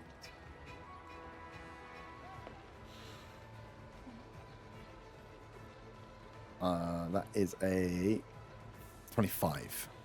Ah, damn it. Does nothing. Okay. It's close. I've been rolling. Were you saving really that for shit. some big wonderful end thing, and it just didn't come across? I mean, it's one of those Common spells. It's disintegrate. either all or nothing. Yeah, it is. Because if it hits, it's 19d6. It's plus very 40. Zaga though. Yeah. It's It's very better than the Zaga. 9th level bongo drums. Ours. Nice. Yeah. It was worth a shot. It was worth a shot. I've been Yeah, it rolling was. really poorly on the wisdom saves with the +8. If you do On the get dex other one. saves. On the dex save, sorry, yeah. Oh, on all of the saves. But yeah, it didn't. And there was no better time to do it than when he's got the minus as well. Yeah. I rolled incredibly well. Nice. Ethor is up. Legendary actions are 10. You're just very annoying blinking out all the time, as is always the case. Fucking irritating. He's going to take 3 attacks with a sword at Vaughn, who refuses to heed the warnings and come to the right side of the fight. He says to you, I do not need you. I will dispose of you. You have a choice to make. Make the right choice. As he concentrates so much on the attack, he only rolls a 17. Second one. Advantage? Oh, with advantage. Oh, good. The second dice I rolled was a 2, so it's even lower. So the first attack misses. Second attack with advantage, 24. Yep. Third attack. Oh my god, I rolled a 1 and a 3. So that he only hits 1 attack. Fucking hell. Like, get those devil dice Yeah. out the fucking... And So now one I'm hit. in Starry Form. I get half on the physical damage. On the slashing part. Okay, cool. So I'll split it out. Yeah. I rolled really well on it. 28 slashing, so it'd be 14. Okay. And that makes 14 points in necrotic. Cool. Yeah, I rolled almost max on that first attack. And then he's going to use his bonus action, knowing that you are just going to keep blinking in and out and be a general nuisance, to move 30 foot up. Right, I'm going to take a chance on you, little small podium. Don't let me down, don't fall over, because this is a mighty height to fall. I see it's going to lord up above. I think technically it stays inside your opportunity attack range, actually. Up Yeah, it's only if he leaves it. to use it. Yeah. I was going to question how Yeah. far up he was He going, only- but the hall isn't that tall, so he's only going to go 20 foot in the air. well, it's nice that some people can fly indoors. Yeah, he can fly whenever he wants indoors. But yeah, he is going to move away from the annoyance with the sword. Above. Teleport above, sorry, not float. So yeah, he's just going to essentially like Misty Step teleport away from you. Takes the 3 attacks, misses 2 of them. You can see that he is bloodied, at least, Yvonne, and you can feel that their weakness is there in Igdor as he teleports away to get back in front, surveying out the whole of the area where he wants to be in battle. That's his go. Gets his legendary actions back. He still has advantage against him. Faywin, you are up. I'm cursed. You said it at the end. I can roll for. You are end at of my the turn, end, right? yeah. So your half speed attacks have disadvantage, but it'll be straight because you've got advantage against them anyway. If you try and do a spell, you need to roll a check. Okay, I'm just gonna roll to hit him. 24. 24 hits. Only 8 points of damage. Yep. You've still got a hunter's mark on him, I think, as well. Which you probably should have rolled No, I concentration think for. I think that went at the end of last time. I haven't been rolling to add that on. Yeah, good. If I can go forward, please, about 20 foot. You can only go half because you're half a movement. So. Okay, I'll go 15 foot, please. Yep. Perfect. Thank you.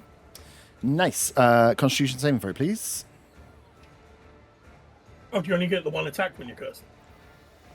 19. No, you can have 2 attacks. You get disadvantage on them. 19 still a fail.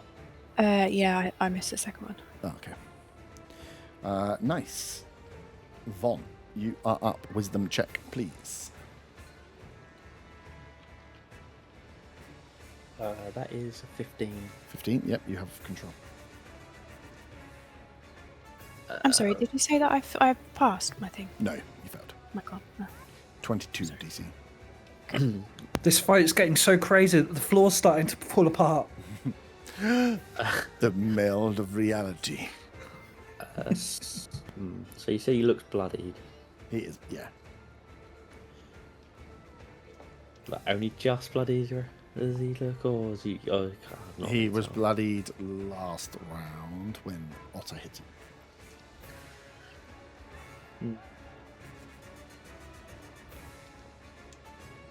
I'm gonna fire off my bonus action archer at him. Mm-hmm.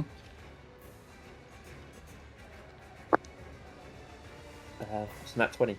Ooh. We've probably been better on being on a different attack than this one, but I'll take it. it's fine. So double the dice.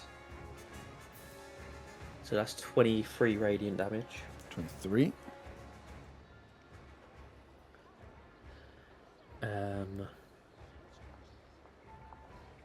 How far is he from me? He's probably only about 20 foot from you.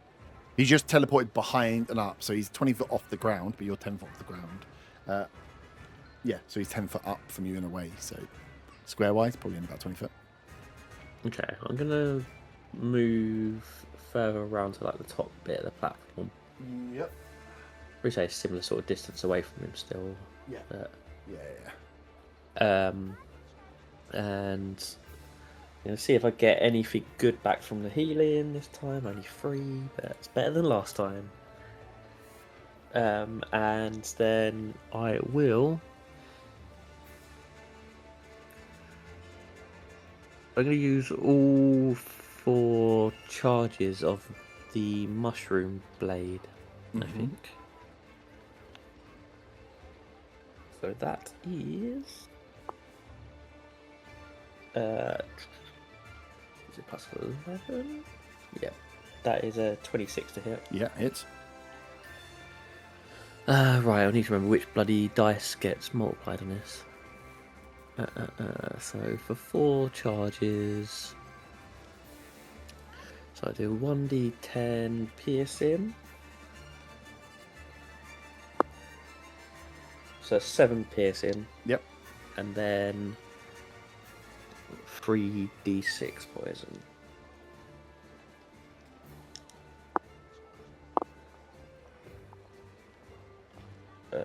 That is 13 poison damage. Poison damage does not take effect. Doesn't take any effect at all. Okay, that's good to know. It has the barbs in him, but that's poison damage on explosion as well. So Yep. that's not going to be any. Not going to do anything. So cool. All right, that's my go. Nice. Otter. I'll blink back in where I am, and I'll just blast him. Four of those.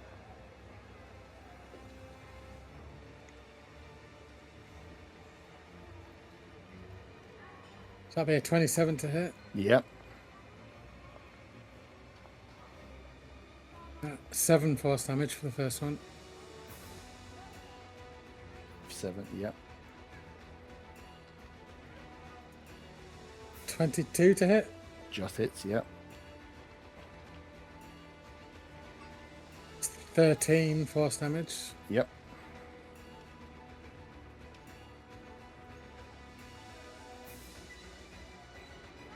That's 22 again. Yep. 6 force damage. And then the last one.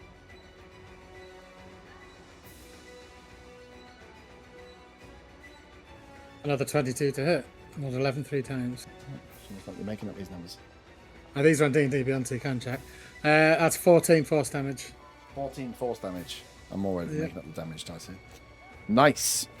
Okay. And a blink out again. 3 rounds of that left. On the end of your turn before... no. I'm going to have Elias go first, actually.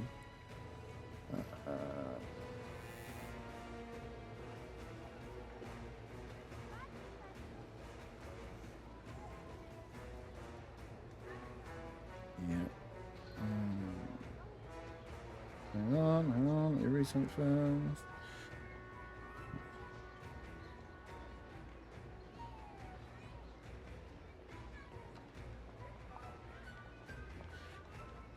Cool. So Elias is going to go first. He still has his movement down. Oh. He's going to...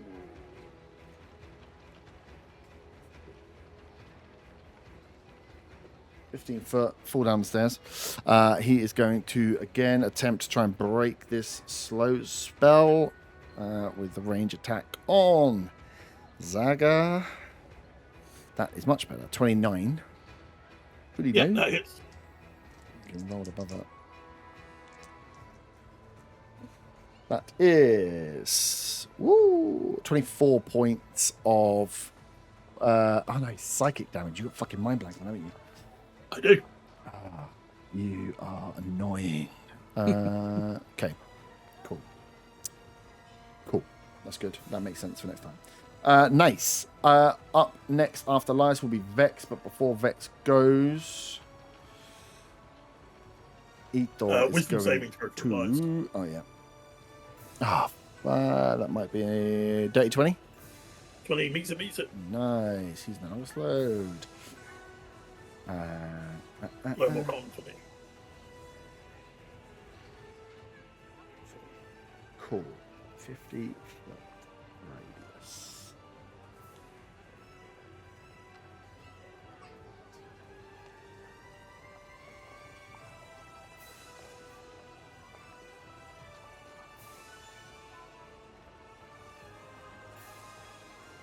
Okay.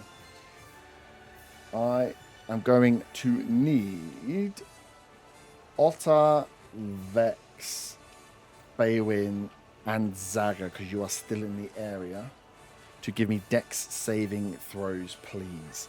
As E4 raises out his hands, and then just as they are facing down, he flips them up as gravity is being reversed. Is this even blinked out? Oh yeah, can you be? I mean, will it just take effect when I blink? It'll take back effect in? when you blink back in straight away. Yeah. I'll roll now then 21. anyway. 21. What's his saves? 25 for Zag. Did you say Dex saving? Dex saving, yeah. That'd be 13. 13 is a fail. I'm gonna use 22 's the Indomitable DC. to roll again. Okay. I got 16, so that's a fail, isn't it? Okay, it's a fail. So yeah. Who got less than 22? Me. Okay. Oh, was I supposed to be rolling for something? No, I couldn't get both of you in, and you're a bit too close. Oh, to me. good. So, and then Vex is going to get. She actually rolled a 19 on the dice, so she probably will make it. Well, that's fucking annoying. Cool. So the rest of you, as gravity is reversed, you manage to grab hold of the object to stop yourself being risen into the air. We'll deal with the Blinky boy when he comes back to his go. Faywin. So you are raised up. Okay, let me just read it. Write this down and check it's right. 100 foot high ceiling.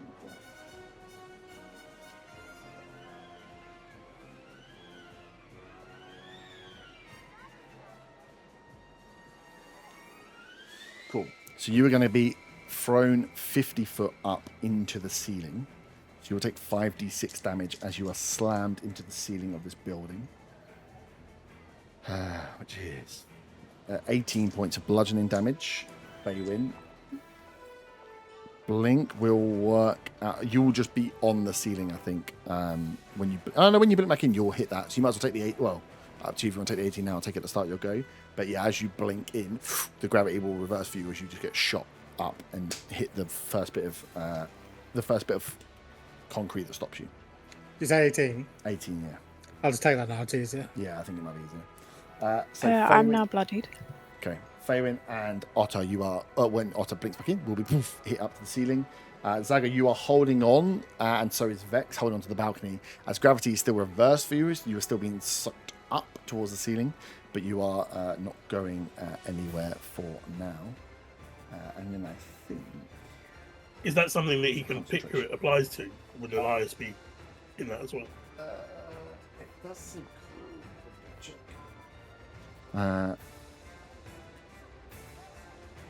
It will be Elias as well. He just needs to do a dex save. I rolled 2, so Elias is going to go into the ceiling as well. We'll take the 18 damage. 18. Nice. 2 rounds done. Delete. Sweet. So yeah, he turns this up. He is concentrating on that spell. That was after...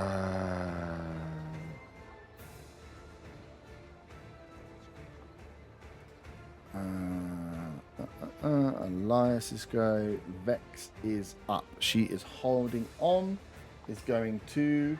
He's going to struggle to see Elias from where he is, so she's just going to fire a Radiant Bolt at Ithor as he's there. It was 5 on the dice. It's not going to hit him. Arta, you are up. You've seen in front of you. You can feel actually that this cylinder is like 5 foot away from where you are. You can see where these, actually probably all of these people, this constant stream of commoners that are coming in, a load of them, just like the ones that are closest to your face, you just watch them fly up, crush into the ceiling, killing them instantly as these bodies, and in this 50-foot sphere, you can see exactly where this line is, judging by the number of bodies that would have just been like cleared out in one fell swoop and smashed into the ceiling.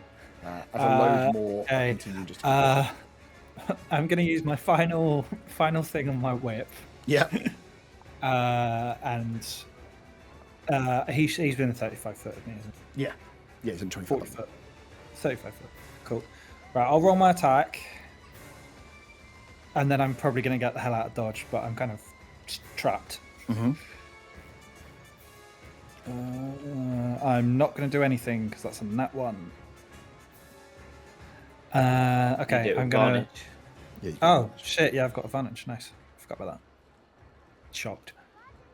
That's better. That is a 24 to hit. 20 points. Nice. That is 11 points of slashing. Yep. 13 points of thunder. And now I'm going to get the hell out of dodge and run away as far as I can from the big cylinder of people. So the cylinder is here. So you're running that way, or you're going to try and climb up? Oh, I'm running into a dead end. Oh, okay, you're going to run into the... I was going to say, because if you run into the cylinder, you're going to get thrown into the sea. Yeah. Huh? I was just checking you weren't going to run into the anti-gravity and then be like... No. I'm gonna run into the dead end. No, I'm well aware that it's the middle of the courtyard, but I've got nowhere else to go and I don't have any teleport spells. And I can't fly because we're inside. Yeah. Going well for you, isn't it, Dan? I'm very close to death. And I'm, as you can tell, very low on spell slots. Yeah. Cool. So you are at the back there. You have pretty much got to the back of this room with these windows. The windows that are actually smashed out behind you. So I can escape out the windows. Excellent. How high up are the windows? If you wanted to jump out the windows, you could. You'd fall to your immediate death, but that's fine. But no, you can see, and you can hear. No, I wouldn't fall to my immediate death because I can fly. Oh yeah, true. When I'm outside, so I jump out and be outside. Jump out, flying. get counter spell to fall to your immediate death. It's not a spell. Is it, if I decide it's a spell, it's a spell. Basically, yeah. Don't jump out the fucking... You jump out the window, you fly into a tree, you fall down cartoon style into a well, which is 300 foot deep. You take max damage. It's crazy how that happened. But no, you can see outside that and hear outside that the city is still in turmoil. Okay, no, that's fine. That's fine. Yeah, that's really all I can do. Just hit it with my whip, but I'm now Nice. out of charges, so I can't even do that anymore. Zaga, you're up. You would have heard the scream. Well, the maybe the scream if Fayway made noise, but you'd have heard the splat of bodies as the anti-gravity field started as you grabbed hold of the banister, the door handle most likely of this grand door. As you see yourself flap around you on this entranceway as well, would have been more people that flew up into the ceiling of here, and they just kept going until they hit the ceiling. They were. The height inside this building is definitely not 100 feet, so they were getting shot up as quick as they could. How high is the ceiling, sorry? The ceiling is about 50. About 50. Okay, Yeah. so Faywin's still in range. First off, bonus action, I'm going to give Faywin Bardic Inspiration. Yep. You can use a D12 for that saving throw the next time you do it. Amazing. How far away is Eeyore? About 60 foot. I think it's maybe more 5'10". No, I like 80 foot because you're outside. 80 foot. Yep. What can I do from here? Because I'm still clinging onto the thing. You're still, right? yeah. Whilst the spell is going, you are. I think it doesn't say, but would make sense that you are kind of. You'd have to. I'd allow you to move onto things you can hold on to, but you can't just move out into the open. I don't see how that would work. Because it's a concentration spell. I'm holding that gravity in that area is the wrong way up. In that case,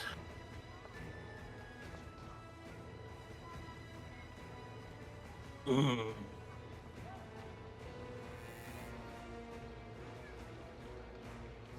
Elias is on the ceiling as well. Yeah.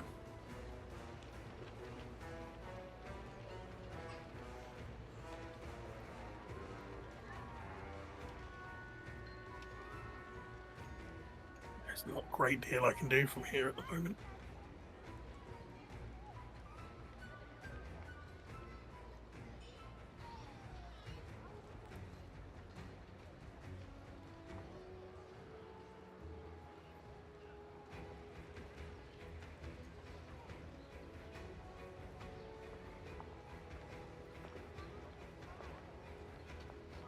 Yeah, I think the Bardic Inspiration will be it. Okay. Thank you. Nice. Legendary actions are back, baby. Thor is up. Link Boy hasn't come in yet. Frame's on the ceiling. Vex is holding on. He is going to.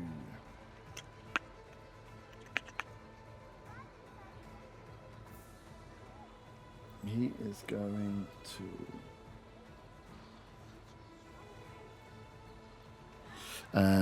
split out the psionic blasts. So, first one, he's going to send Vex's way again. That is a 31 to hit. Nice. The plus on the attack is enough to knock Vex out. That's a sick move. She can't hold on. So she gets knocked to 0 and then hits the ceiling and takes 1 death save. Now that's a cool trick. 1 death save fail. With her gone, Blink Boy's not there. Fabian's on the ceiling and it's already done. Zag is hiding, so he's going to send. You're still refusing to. He's going to send 2 towards Von Van. You have got advantage still against you because you're very fired up. First one is a 29. Yep. And the second one is even higher, a 34. Yeah.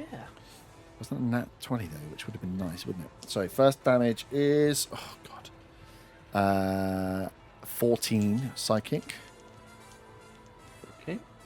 Second one is much better, 20 psychic. Okay. Did I roll 2 against you? Yeah. I get 4 attacks.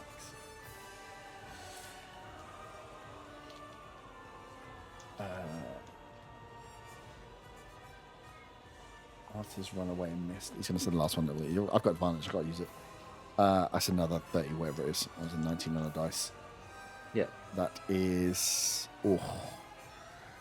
That's good damage. That's 26 psychic damage. I am down. From Van, the Mind Flayer goes down. That was Ethor. Faywin, you're up. You're pinned to the ceiling. Seeing as I'm pinned, does that mean that I can still fire my arrow from up here, right? Yep. Cool. The arrow not get hit by... Oh, no, because it's gravity, isn't it? It's just upside down Yeah, gravity. it's upside down gravity, yeah.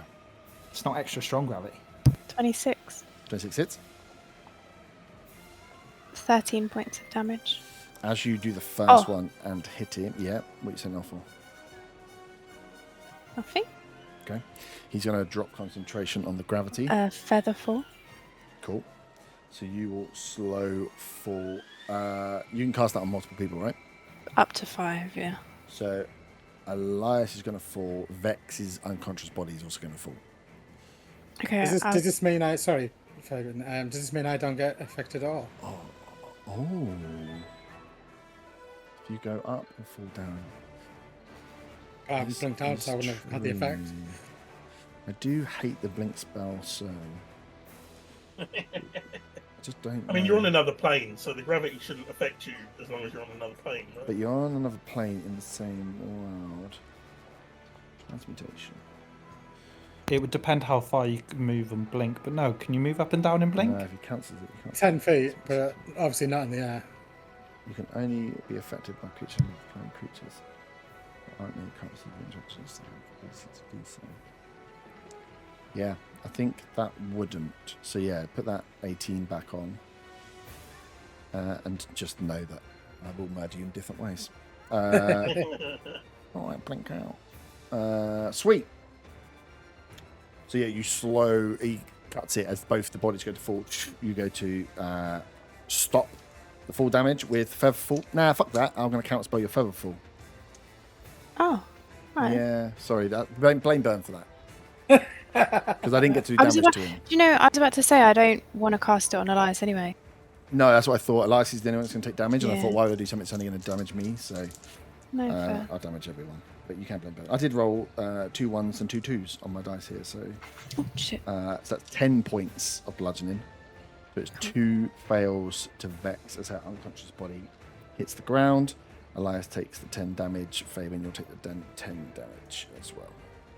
Yeah. You get your second attack though. It's a nat 20. It's 33 to hit. It's going to count the spell. You're on that 20. It's convenient. It is convenient, isn't it? It's on D&D Beyond. It's on D&D. I might start using D&D Beyond because apparently it's fucking cheat code. Although it's only No, shown- because you've got a possible dice that you need to use. it's only shown as 1d8 and this would be 2d8. Let's roll 1. Oh, that's rubbish. 1 second.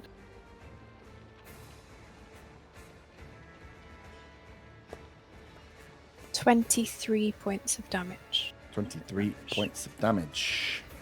Can I ask a question? 'Cause Yep. Elias is probably going to come after me at some point. Are they prone when they land? Doesn't say so. They just hit the ground.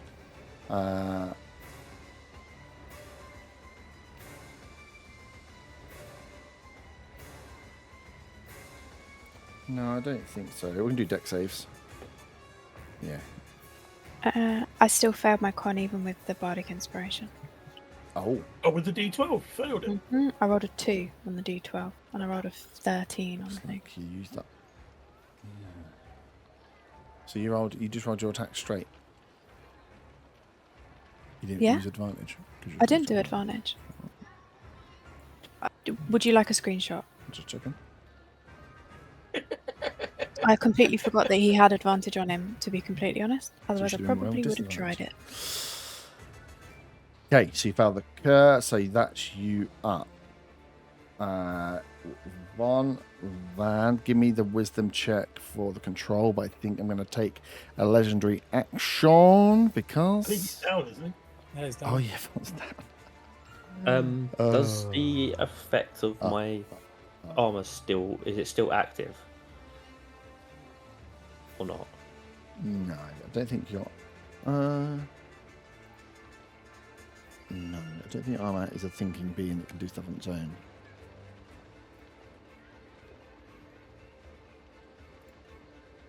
No,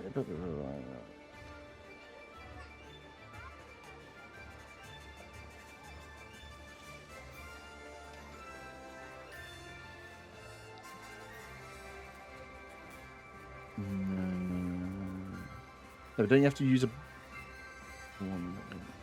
It doesn't say it's not an action or a bonus action to actually get the effect of it. Once so that's you've why I'm already asking. used the initial one. Yeah, it's the bonus action to get the initial thing, get it up and running initially. No, there isn't much that normally carries on after you're dead. Creature, whenever you or creature selects you should say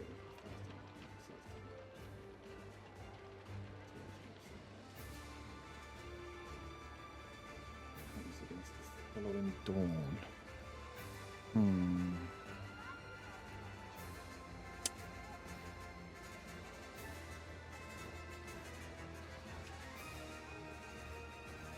Would the armor carry on working if the person inside it is dead?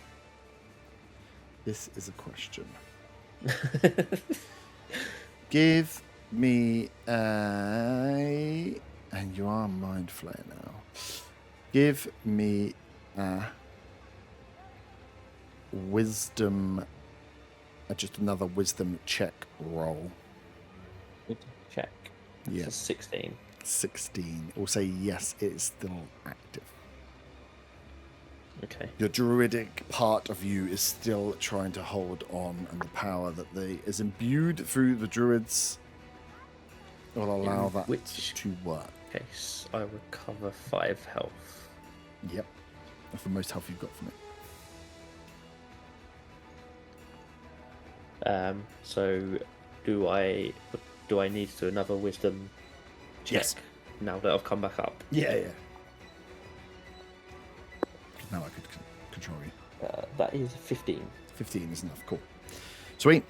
So yeah, you're as you go down, Ethor is out controlling the battlefield in front of him. Your armor infuses you with healing energy as you awake. You would be prone, or you are prone, because you were dead. Okay. Again. How far is... So Otter's not here, is he? He's out. It's still blinked Otter's out. blinked, yeah. Otter's having a party. How far is Arthur from me? 5. About 25. Straight line. Fantastic. And E4 is still within 20 foot of me. Yeah. I will get back up and say to him, you think you had me, there's no way you're getting me now, and I will cast Phoenix Flames. Ooh. Now, what level spell is this? Because he will 9th level spell. He will attempt to counterspell it. He's used his reaction already. He counterspelled Feywind. He did use his reaction already to counterspell Feywind. Good thinking. Because I was waiting for him to do that before my turn for ages. Is true. Okay. Can I get a con save, please? This is in bad faith. Con save. Can I stand Con up? save. So I'm going to do a fucking explosion. Con save is going to be disgusting anyway. It's a 32. 30. Okay, yeah, cool. It saves, doesn't but have a it lot still of takes damage. half damage of 30d6. Yeah. So the roll was 116. So that's what? That's 58? 56. No, 58. 58. 50. Radiant, I think it is. Yeah, 58 radiant damage. Don't start making up the damage type now. Now I can't trust It you. is radiant. 58. I don't know what it is. Radiant. 58 damage. He does not have enough. You sneaky little fuck. 10 full damage doesn't feel too good anymore, does it? Yeah, as he burns. So, I mean, read through what Phoenix Flames does, because it's a ridiculous Okay. spell. 'Cause you're dead. So I immolate myself, consuming my body in a searing cloud of holy flames. All creatures within 20 feet must make a con save or take 30d6 radiant damage and gain 1 level of exhaustion. On a save, a creature takes half damage and is not exhausted. If a target is killed by this damage, its body is incinerated. After 10 minutes, you rise from the ashes where you originally cast a spell. You are returned fully to life, as if you were affected by a true resurrection spell. Nice. So, Wait. Is this going to mean... Von Van dies again. Well, yeah. It comes back as a mind flayer. Is he coming back as a mind flayer? Or Yeah. is he coming back as his soul? No, he comes back as a mind flayer. Nah, don't worry. That's Otherwise, funny though. yeah, that's the What a waste of that was the 107 sessions of my life. That was the choice that he made, was to have his soul confirmed into that body. The resurrection spell before would have not done so. But yeah, as that spell goes off, you all see, and you in front of you, Arta, actually you might want to jump out the fucking window, just see the Mind Flayer Von Van turn Can I jump out the towards, window for style points? 100%. Imagine. You fall to your impending death down that well I was telling you about. You forgot about it. 500 foot. It's fine. Worth. Von Van turns towards Ethor, flying in the air as Ethor is looking out towards you all, and his body just combusts in fire energy. A fireball at times, a lot more. This is more than a night level fireball. As the stonework, the golden lion statue that was here, and everything around melts away as both Von Van's body and Ethor's body are turned to nothingness, completely evaporates. It kills any enemies, any allies, anything that was in that surrounding area, completely charring and burning the rock and stone that made up this area. There will forever be whatever you would call this, a chasm of like lava, like a mini volcano has gone off in this small area of this building as the stonework around it cracks. But with not a lot of health left, 58 damage is enough to remove both parties from the board. Can I just retcon something quickly? Yep. You can jump out the window? As I jump out the window and gain the ability to fly, just before I fall down the well, Yep. I want to shout, 9th level bongo drums are cooler. You do fall down and die. There is still a mind flayer in this room. There is still a mind flayer in this room. But without the controlling force of Ethor, Elias the Mind Flayer stops in his track. I mean, he's just been knocked down to the ground. But Elias, as a Mind Flayer, without a head, without an elder, without an ancient, whatever we want to call these, a higher up Mind Flayer to control him, gains back his consciousness. Sorry, fantastic. As there is, at the moment, no in this room, you get a hum as the fire goes out. There is no one here to fight. You look at Elias as Elias pauses and looks around to realize what's going on. Both Faywin and Zaga, with your inability to hear telepathically, cannot hear what is going on, but you hear Vex react as Elias, as Vex starts answering questions as Elias comes to his own senses, but in his mind flayer body. As the silence, What does it look like outside the window?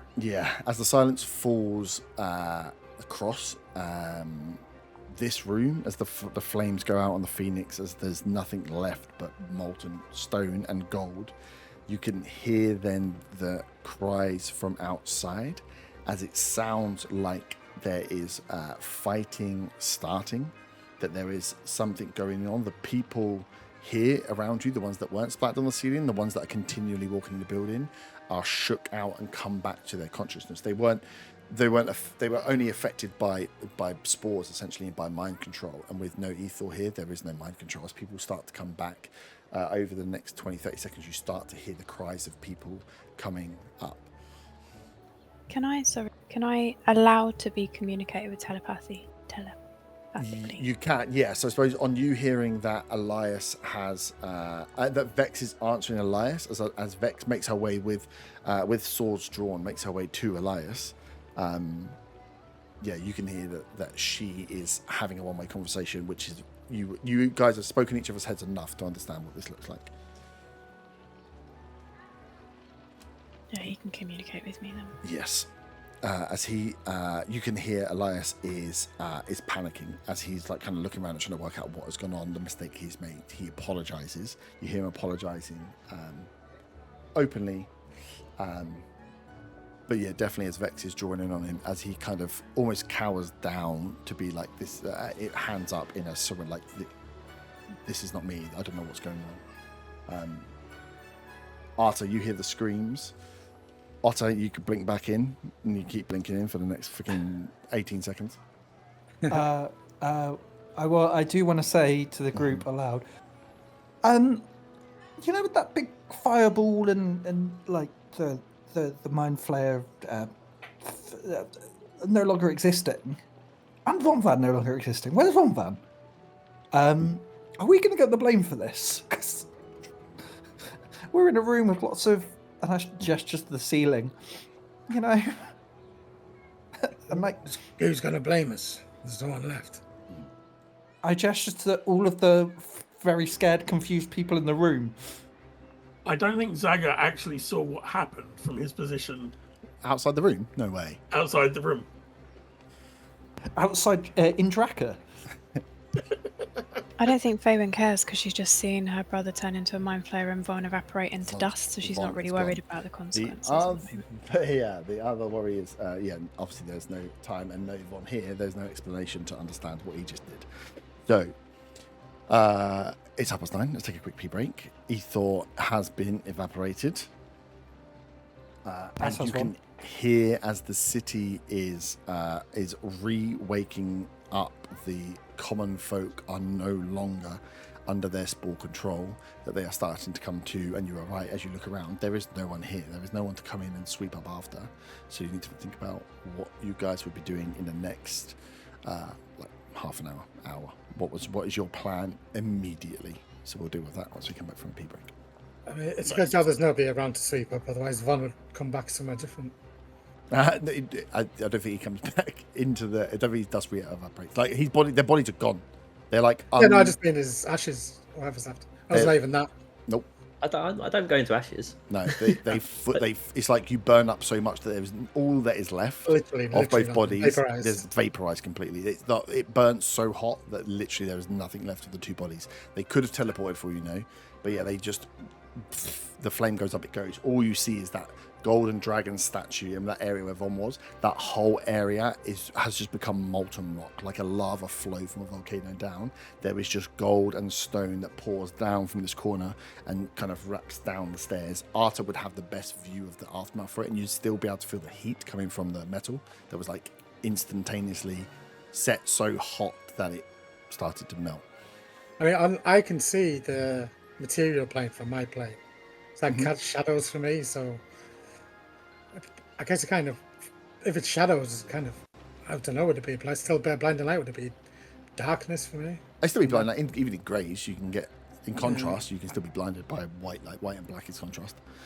You'd see it, like it would be so bright that it would momentarily blind you. As what's left is. Because I was like right next to him, pretty much.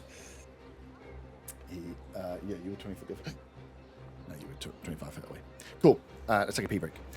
Pee break, and then think about as you, come back to now. You hear the city coming round. You look around. There is no one else here. It's just you guys. Von Van is gone. Elias is back in his right senses, and there are a bunch of people running around, and you can hear noise and screaming coming from inside the city. Nice. So we are. The Elias has come to his senses. Von Van has disappeared.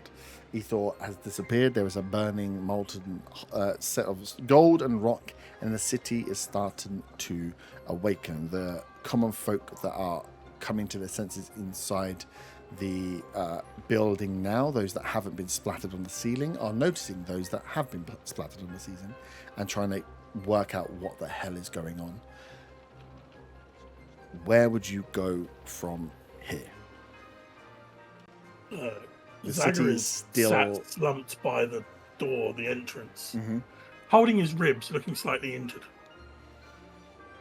The city itself, you can still hear the calls. It's like you can assume that across the city now that this effect of the mind control is fading away, and people are coming to, but they are still fighting. There's still screams going on out there.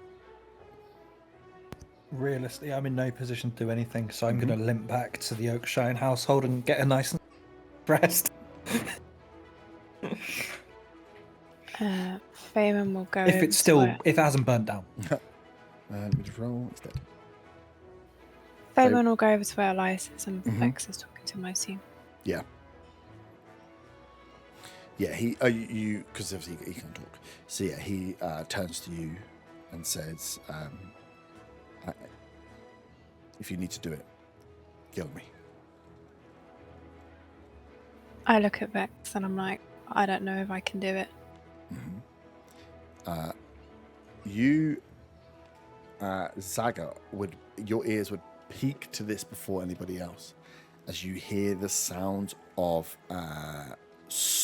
not screeches, but like higher pitched roars, large creatures that are screaming out above or out in the city, as you see Elias kind of pick up and look as he says to you that I can hear others. They're afraid. They're afraid of some. You can see that he's trying to work out what it is that he's connected into now. He is a mind flayer. He's like, something's here. There are others in the city. They're running. They're looking for safety. He starts like kind of stumbling down the stairs out into the hallway before you hear the people, the common folk that are there, kind of like recall. Some of them scream. Some of them you see get fucking ready to start throwing punches at Elias as well, and a mob goes to kind of grab him and drag him down to the ground.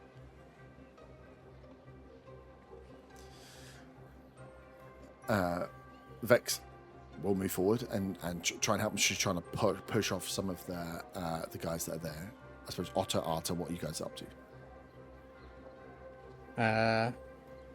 Otter's just standing in shock, looking at where Von vaporized. Just not sure exactly what happened.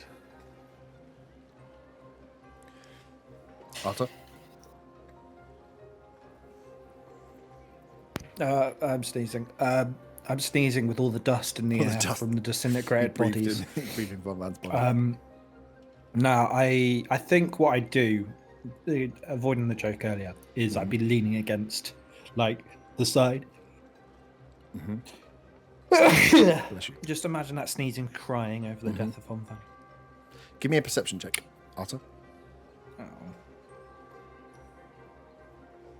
22. 22. As you look out into the city, you see beasts flying through the air. Large winged creatures, as through the clouds above, where they were rippling with there were storm clouds but weren't rippling with weather storm. It was a sonic kind of energy there. You can see that there are patches where you're looking out into like a clear, almost like a night sky, but they're like these weird lined circles, almost like perfectly round circles cut through the clouds to the night sky, as you see a ship fly through one of these, just appear through the cloud and just start floating into view. A sailing ship that's flying, essentially. It's mental. Guys, you may want to look outside, because that looks ominous. And I don't think we can do another fight. Can I... Where Vex has followed Elias? I'm assuming he hasn't got that far in that time. He got out just past where Zaga would have been, about 10 foot towards the entrance. He's trying to work out getting mobbed, and Vex is like throwing these commoners back, like drawing swords to their throats, trying to get them back from mobbing, as they are just kicking and punching and trying to just like grab at this mind flayer. Can I somehow get him back into the room? You can try and pull him, yeah. Yeah. Yeah. I'd like to get him back in the room, please, because I don't want him to die to commoners. I would like him to die to me. Oh, okay. Nice. Yeah, as Vex is there, kind of like she's got the swords up, threatening, and as a drow, like he isn't. They're not, especially drow. I've not seen a lot in the city. She's doing her best to intimidate and get these guys back. She gives a few. You can see like a few nicks and cuts to the commoners just to like prove that she's not fucking around. So she gets up the first defenses. You grab Elias and drag him back into the room, and she's kind of defending to get the commoners to move the fuck back. He turns. You can see he doesn't stop to stare at you. He is looking out into like nowhere really, as he is trying to process the network that he is now connected to, that he is clearly receiving messages and information on. And I assume that I'm trying to like catch his eye to look at him, and he's just averting his eyes elsewhere. His mind is kind of he's trying to work out what's going on. What is going on and what he's receiving into his mind. His eyes are not the first sense he's thinking about right now. He's trying to concentrate on the information that he is receiving and trying to process, as he now has this increased intelligence, this more brain, and this access to this mind flayer network that he didn't have before. Yeah. I look over to where Von Braun used to be, and then I look at Elias, and I can see he's not my brother anymore. And I just like to say, I'm sorry, Elias. This isn't going to end well. And then I'd like to attack him, please. Okay. He, we'll just look. You see for the first time, like this mind flayer look down and concentrates on you what are you attacking him with? I'll just use my bow, but I'll do it at melee. Okay. So yeah, far away from him. Yeah, as he settles in on what you're saying, he sees that between you and him is now a bow with an arrow drawn.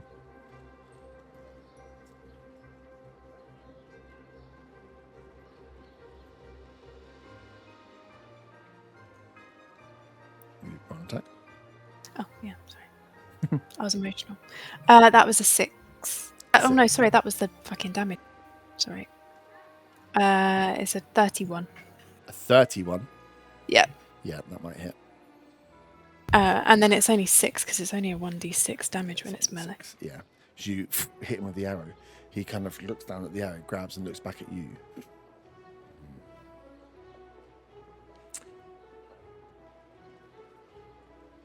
Can you give me a wisdom saving throw, please? Is Hunter's Feast still active for? Yeah.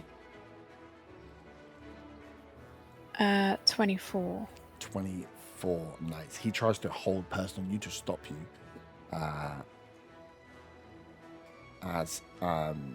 You can see that he is. You've attacked him, and he's like, "Whoa!" Just to try to stop you where you are. It fails. The DC is only 18. As he will say to you, in your mind, he's like, "No."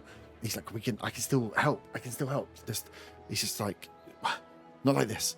And you can see he's starting to back up away from you again. Can I stand up from where I was slumped by the door? Yep. And aim an 8th level disintegrate at his back? Yep. Seeing that Faywin had fired an arrow at him.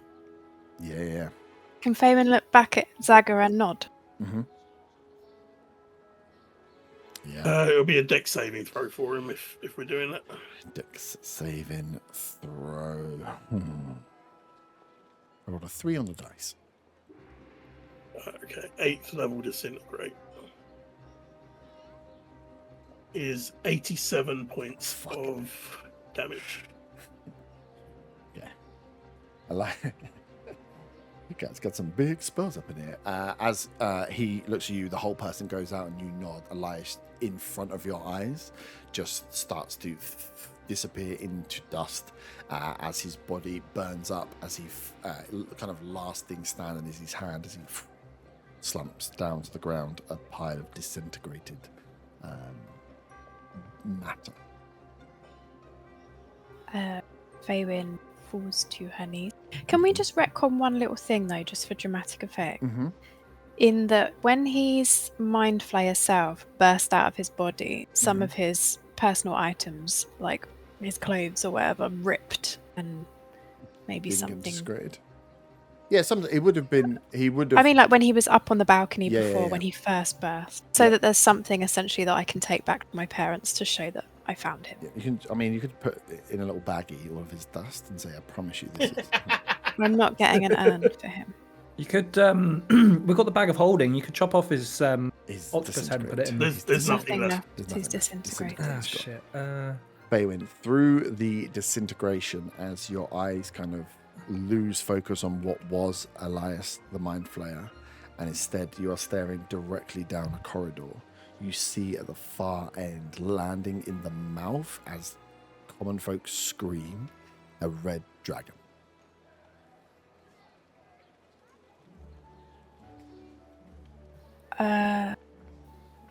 Down the corridor past Saga. At the front door. Yeah. All the way down. You came in through a front door, you walked down, whatever it was, a 40, 50-foot corridor into this main room. You're looking back down the way you came, back to the entrance of the Commonwealth, back to the outside. You just have a line of commoners that have come to and are kind of milling about. The ones closest to you were fighting. There's 10 or 15 of them squished to the ceiling, and all you see is at the far end, but large enough easily to see at 50 or 60 foot, the form of a large red dragon land as it jumps down, and it looks like some creatures jump off its back. So Before eyes. they full of- approach. Oh, sorry. I was just going to say, eyes full of tears. She sees a dragon, and in Draconic says dragon. That one's for you, Zaga. Zaga doesn't turn around. He stands there looking at the pile of dust and looks at Faywin and says, if anybody asks, tell them I died saving the world. Get word back to my brothers so they can tell people at home. And then he casts teleport on himself. Nice. Zaga disappears.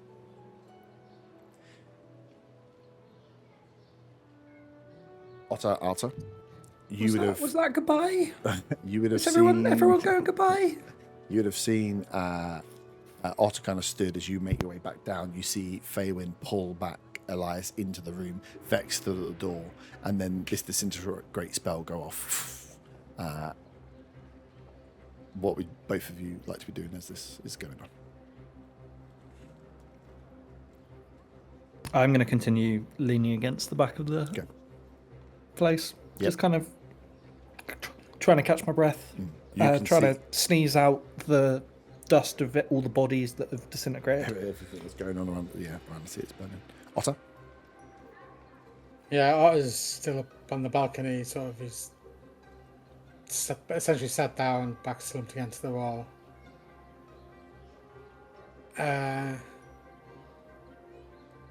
Talking to Von that's not there. Just like, I sort of asked, talking to him, he's not there. He's like, I don't know what you did, but it worked. And that's really, he's just in shock. Cool. Fabian. Vex is going to turn back to you as she sees this land. As you say dragon, she'll say to you, if this is who I think it is, the hit to hunt the rest of the Mind Flayers. She holds out a hand towards yours. I go towards her. Can I She- please grab a ring of Elias's on the way through? Yeah. I'll run up the balcony and grab some bits that are his, obviously, and then Yeah. I take Vex's hand. And she just, with you, just starts running down this corridor. She just is pulling you as fast as you can dash down this corridor towards these creatures. As you get closer to them, at first, you think they might be elves. They look elven in build, like tall, slender, very well armored. You can see the shining, gleaming silver plate that they have, or steel plates that they have as they're walking down. You can hear, though, as you get closer, that the noises that people are making are unusual. This isn't. They're making noises as if they're unsure. There is uncertainty and fear from the common folk that are residing inside this building. As Vex is pulling you towards her, she just says, "They're here to save us. They will take down any other mind flayers that are here. Just go along with it." As you guys kind of run up towards them. These guys are just slow marching in, very confident. And there's, I would say, off the back of one dragon, there's only two. A few more come in behind, and you assume that there may be others that are garrisoned outside. As these what are Githyanki warriors that you would not recognize, the species, make their way towards you. Slightly elven in form, same kind of skin coloration as an orc, as a half orc, but not quite a half orc, too slender, and have these almost cat eye slits that come out as they make their way up to you, and straight away go no bravado, no nothing, just straight in. I just I'll give Yankee voice. Where are the mind flayers? Where are the beasts, the tentacled ones? Where have you seen them? There was 2 in the room behind me, but they're gone. Mm-hmm. The pile of ash, that's one of them, and the other, I don't know where it went. Cool. Vaporized. It exploded in a flame of light. You're at the back wall. You're miles Yeah, away. you lot have- you're not there. None of you two are there. I gave you can't I hear opportunity. this?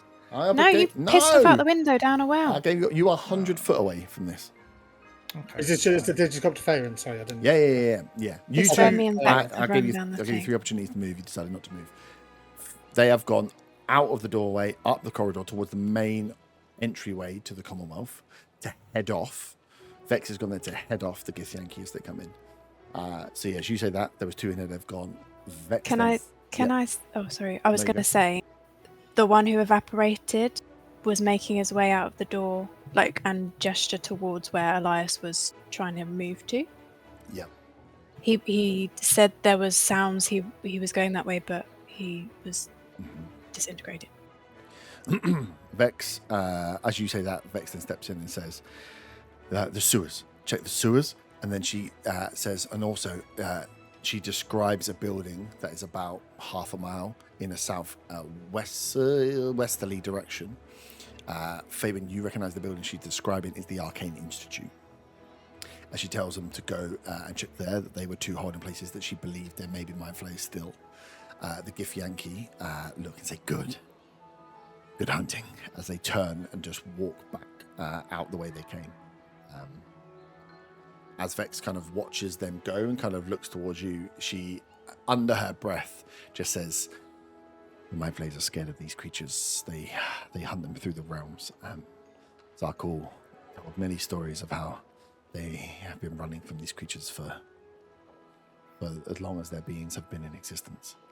As you watch these 2 creatures, actually, I would say walking away, they would actually probably get a bit of a jog on because they know there's a hunt coming. Mount up on this dragon. Dragon roars out fire into the sky, and up it goes into the Allhearth sky.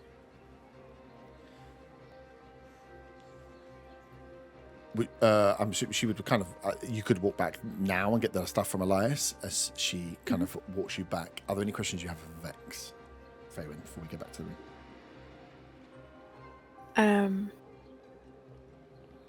No, not at the moment.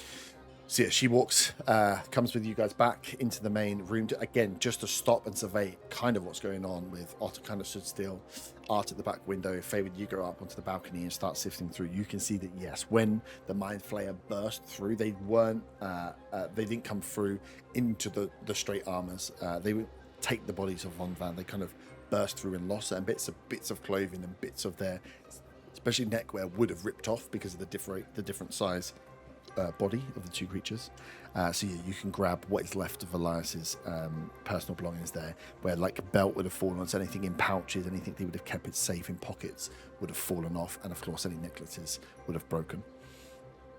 As you pick that up, as Arta, you're catching your breath, Otter, you're kind of staring, Zaga is gone. You start to see a spark of light in the area from which Von Van disappeared. As the light grows, and then like another flash, a Mind Flayer appears. Von, 10 minutes has passed and your body has reincarnated back into this room, back to the space where you died. As you look around you, you can see the floor is charred, is burnt away. Where there was a railing here before is now just a melted rock slide down almost. You can see Arta, and you don't see any other enemies around. There are no common folk in here whatsoever. But as you look down and realize that you have reincarnated back, at the look of your hands, you're looking at sort of purple hands, long, elongated fingers, almost like claws. You catch sight of the tentacles there. You have resurrected back into your mind flare body. Did I hear him come back, or like? Yeah, did you I would notice it? You would notice it. The light would be enough. It'd almost be like a single like molecule of light that starts as a pin. It brightens, poof, before it just gives a little flash. So you would definitely get caught by the flash that's in there. I start to scream and then cover my mouth. Nice. I get up off the floor and raise my trident, ready to attack. I will just say into Arthur's head, did it work? Van?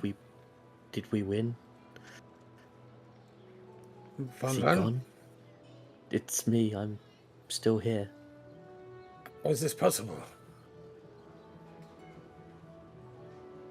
Faven looks to Vex. How are you back? Yeah, Vex is like, oh shit. I shout out to them and say, it's Van.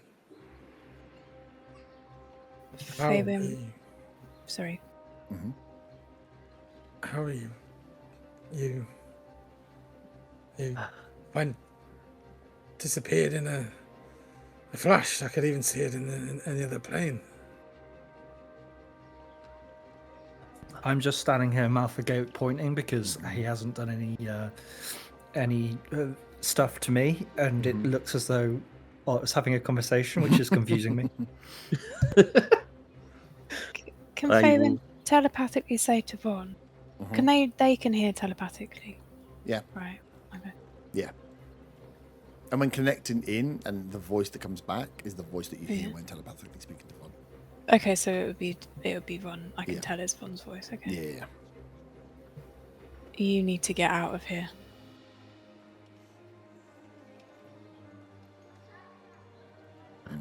Not hearing think this.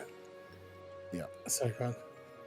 I don't think I have the power to get myself out here. I need to get somewhere safe. You need to get out of here now. There are beings. They came on a dragon. They are hunting mind flayers. I've sent them the other way, but you need to get out of here now. Not hearing this, I essentially say exactly the same as Faven did. Yeah. I mean, would I have even seen the Githar? I'm assuming wouldn't, when me but and Vex came back, we would have said. Yeah. Right. And this would be the now. Yeah, this would be now. Okay, essentially, Yeah. And as they're saying that, you now tune into the sound of what is dragons roaring and the sound of fire breath going off in the city. Outside, the window that Arthur stood at every so often lights up with an orange and comes back down again. The screams across the city continue, not knowing whether those things are out there just mindlessly killing people, if they're hunting other things out, if the Myconids are still around. You can hear there is still a hum and there's still an attack going on in the city, but added up now is the sound of fire breath and dragons roar. I'll turn to Faven and say, which way did they go? I point. What size creatures are Elithid's classed as? It should be medium humanoid. For I mean, you're going to tell me what you're going to do, or you're going to just do it? I would just do it. So, if there's anything you want to do first, Because I do want to say, if I don't find you before, head to the grove. I say it to everyone. Mm-hmm. The druid's grave, or the grave that you created in the forest? I'm fan from the Druid's The Grove. forest. Not the pub for so not the long. Druid's Grove in Redvant, no. You've been at the wrong place. They're like, I've been waiting years. What the fuck? and as he says that, I will just say to everyone, take care. and hopefully we'll see you again. And I use my last spell slot to cast Dimension Door, and 500 feet to a place I roughly know is in the opposite direction. There, well, you. I know there's. Yeah. So where are you going to go? So you are in the north.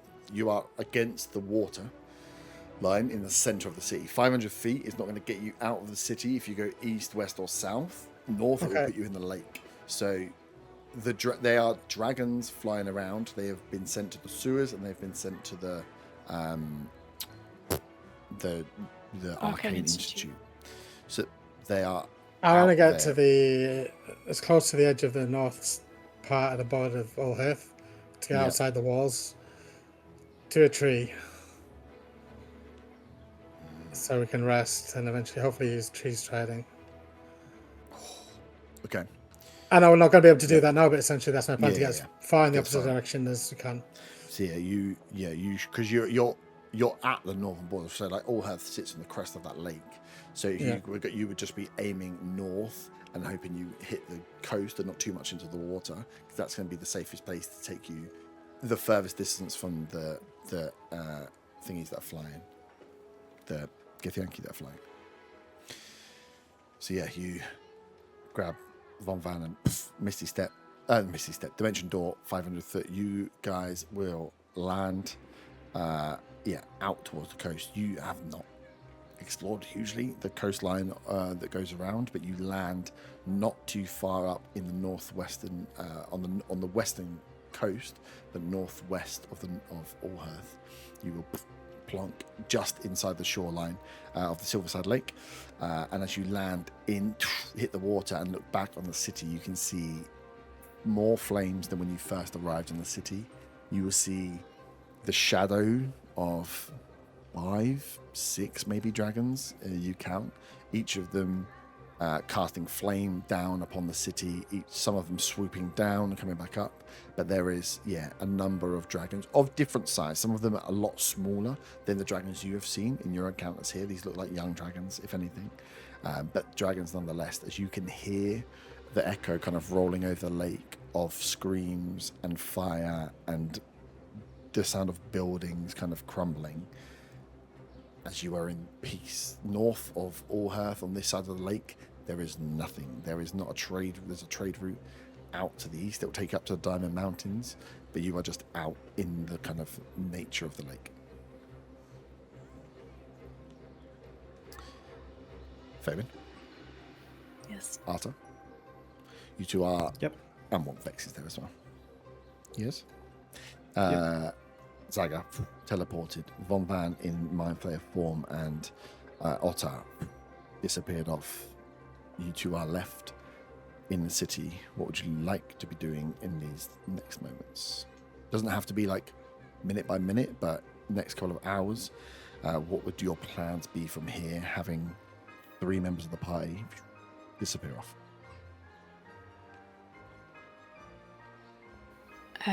You can go first, Arta.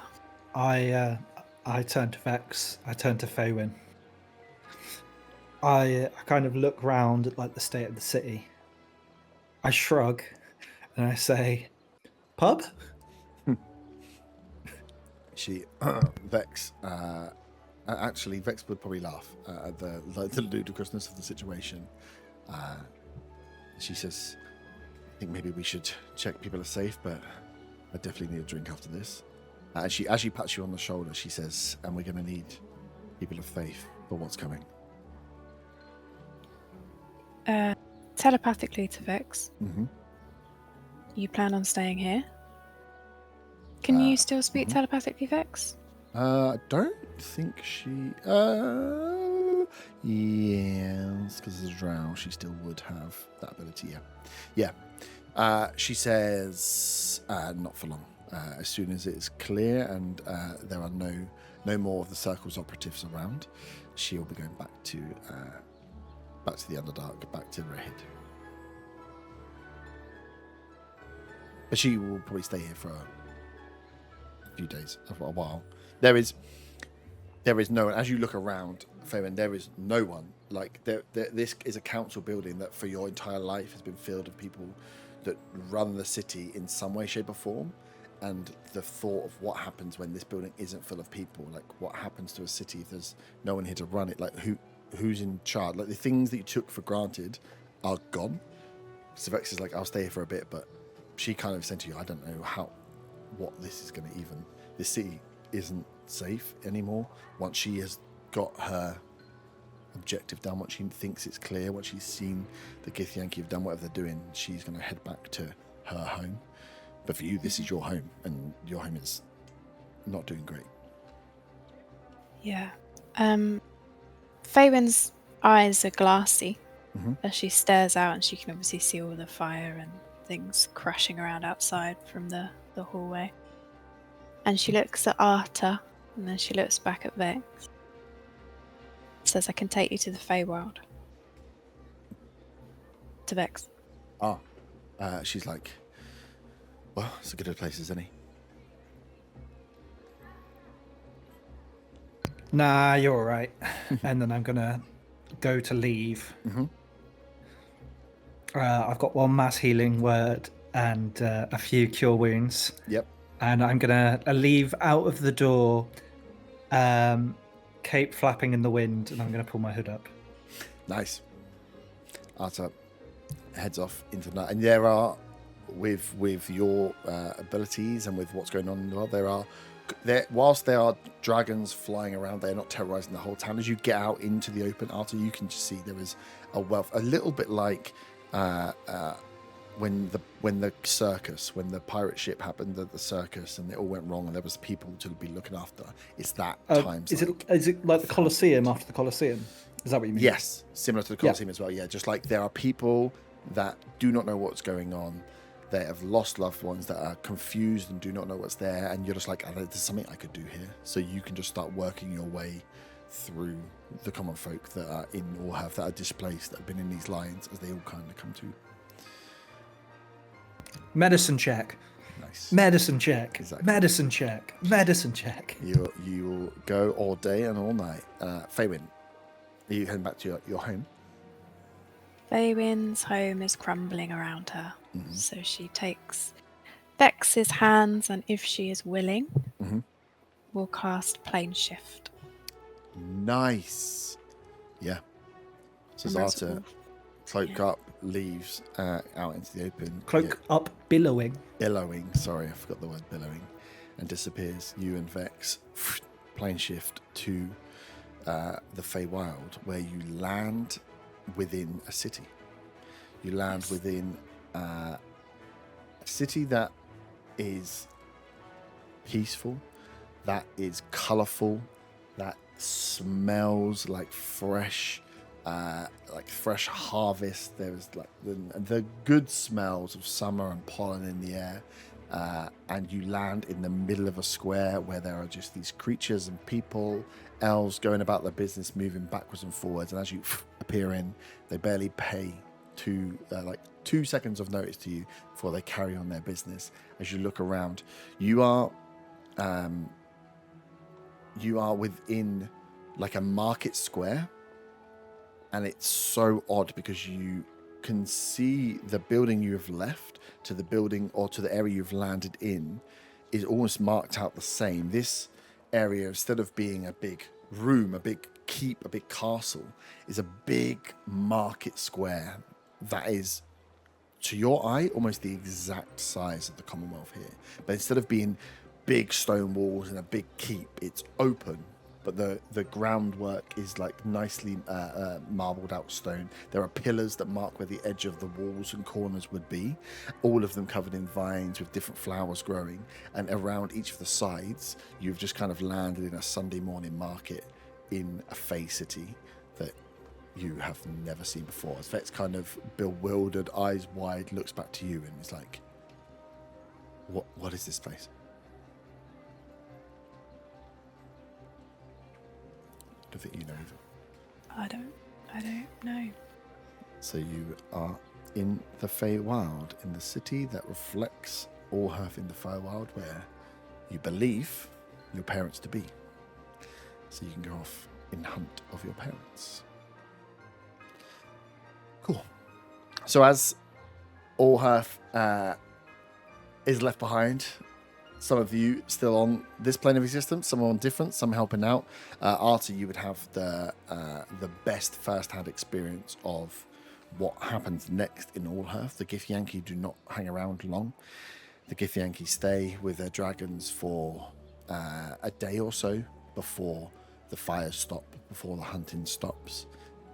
Whatever they came here for, they seem happy with. Their ships that were just hovering and floating up around the city turn and start to move, and you see again these portals start to clear up. The clouds that were there before are to dissipate over the coming days, and by the time the Githyanki leave, weather has returned to normal in Allhearth, but the city is a crumbling mess. The larger buildings that made up the Commonwealth Keep itself is heavily damaged. The Arcane Institute no longer exists. It's just a mark. The Druid House has taken some damage, but wasn't actually a hold for it. The underground where the sewers were destroyed, there's massive caverns carved up in main high streets where to get to the underground, dragons were just ripping the stone flooring out to destroy it. There is a lot of work that needs to be done in Allhearth. There's a lot of fixer-uppers here as well. If someone was looking for a home, maybe a 3-bed that they want to get into, maybe they wouldn't have to pay that much for it because no one really wants to live here anymore. But over those next coming days, weeks, Allhearth starts to pull itself. The people start to pull and fix what is there. And you start to slowly see the rise of different groups pulling together in different ways. There is no Commonwealth Guard. The High Elves do what they can, but everyone that seemingly was part of the Commonwealth in a high-ranking position either have left the city or are not there to be seen. The Commonwealth as a concept, as a structure of managing the northern country is gone. So in place of the different species holding seats, the dwarves talking for the dwarves, the bugbears talking for the bugbears, the elves talking for the elves, in place of that is rising up plans of different use. The blacksmiths or the smiths start working together. The smith guild, they pool their resources. They don't worry so much about how they're going to make money. They all get into what needs to be fixed, what mason work needs to be done, what districts are they working on. You get those that were more scholarly, that were looking after, that would then again pull together to look at, okay, how do we keep some semblance of history here? How do we check that we're not losing anything that's valuable in terms of knowledge? And that being more history and reference text rather than necessarily arcane, with the Arcane Institute being destroyed. The farmers and the guilds of the farmers will pull together to get food going, to make sure that's coming in. Fishermen the same. So you see all these just pockets slowly, organically building up, that there no longer is the Commonwealth there, and no longer is the conversation dwarf versus orc versus elf versus anyone else. It's now smiths and farmers and stonemasons and butchers and bakers, and the different areas of expertise are starting to grow and pull together to work. As we go out a bit further, timeline wise, what individually would you be looking to do over the next... Oh, it would be probably 5 to 10 years as you guys struggle out a little more. There are things moving wider than what is happening in the north. The north has been completely destroyed. The Commonwealth is gone. Allhearth is crumbled, but the Iron Hills continues. The bugbears continue to make stuff. Rehid and the Underdark has had a dismantling, and the Drow are rebuilding. Redvant itself actually came out kind of unscathed because it got attacked early and was dealing with it. The Dwarves of the Diamond Mountains carry on. And as Allhearth and Onora, which is the northern country, starts to pull itself together and trying to rebuild, in Regan in the south, there has been a movement that has been happening For a year or so, probably around the time that you guys met in a tavern and started moving on, that in the south of the country, in the Human King run Regan in the south, there has been a slow invasion invited in by the king, a group called the Talons, who have been slowly replacing the individual guard folks of the cities. The Islet Kingdom, the capital, Southport, Glamorgana, West End, places that you guys have heard of but have never been to and would have no reason to have in contact or know what was going on, have been slowly having their guard forces replaced by these white-robed, gold-armored, anti-magic clans. This force of... essentially just a huge armed force whose whole rhetoric is to remove magic use from the country. Clerics are being rounded up. I've got the words from them. Druids. Clerics are being rounded up. Druids have been removed from the royal guard. Paladins, where they lie, also being taken from their holy sites. These holy sites being closed down in individual cities. The citizens of these towns are being asked to snitch and round up. A true witch hunt has been happening across Regan, and slowly this force has taken from the south, been working its way up. So over the next 5 to 10 years in the south, this force, this Talons force, in league with the kingdom, the king of the south, will have slowly taken over all of the forces up to the Gilded Hills, up to Lake Morgana, to the base of the Border Forest. In the north, as they've been building, that 5 to 10 view, we can go around. What do you think your characters will be doing over those next 5 to 10 years? What would be their plans? And if you have no plans, that's fine. If you just be wondering, but where do you think in the north they would be settling, or whether they would even be settling in the north? Happy to have whoever wants to go first and do it on if someone knows. I don't mind. Mm-hmm. So the first thing that Faven would do would be to track down her parents. Mm-hmm. Are they alive? I'd like to Yeah. think so. Yeah. When you find the shock of moving about this fate, I'll get the name for it because I've forgotten the name of it. I wrote it down and then lost it. This Fey City is booming. To come is such a stark difference to come from where you were to where you are here. When you see your parents, they're having a great time. They were taken in on explaining what was happening. They were, and as a lot of Fey creatures and people that had ability to travel to the Fey, all escaped from the material plane to the Feywild. They all have just been welcomed in. They were all given work to do certain things. So yeah, when you track down your parents, they're actually just having a great time. Mm-hmm. So on the way to go to my parents, I will brief Vex. I assume that we'll have a conversation about Elias so that I can find out more about how they met and all of that sort of stuff. Yep. And then let her know, my parents, they only knew that he went missing. They didn't know where he went, what he did.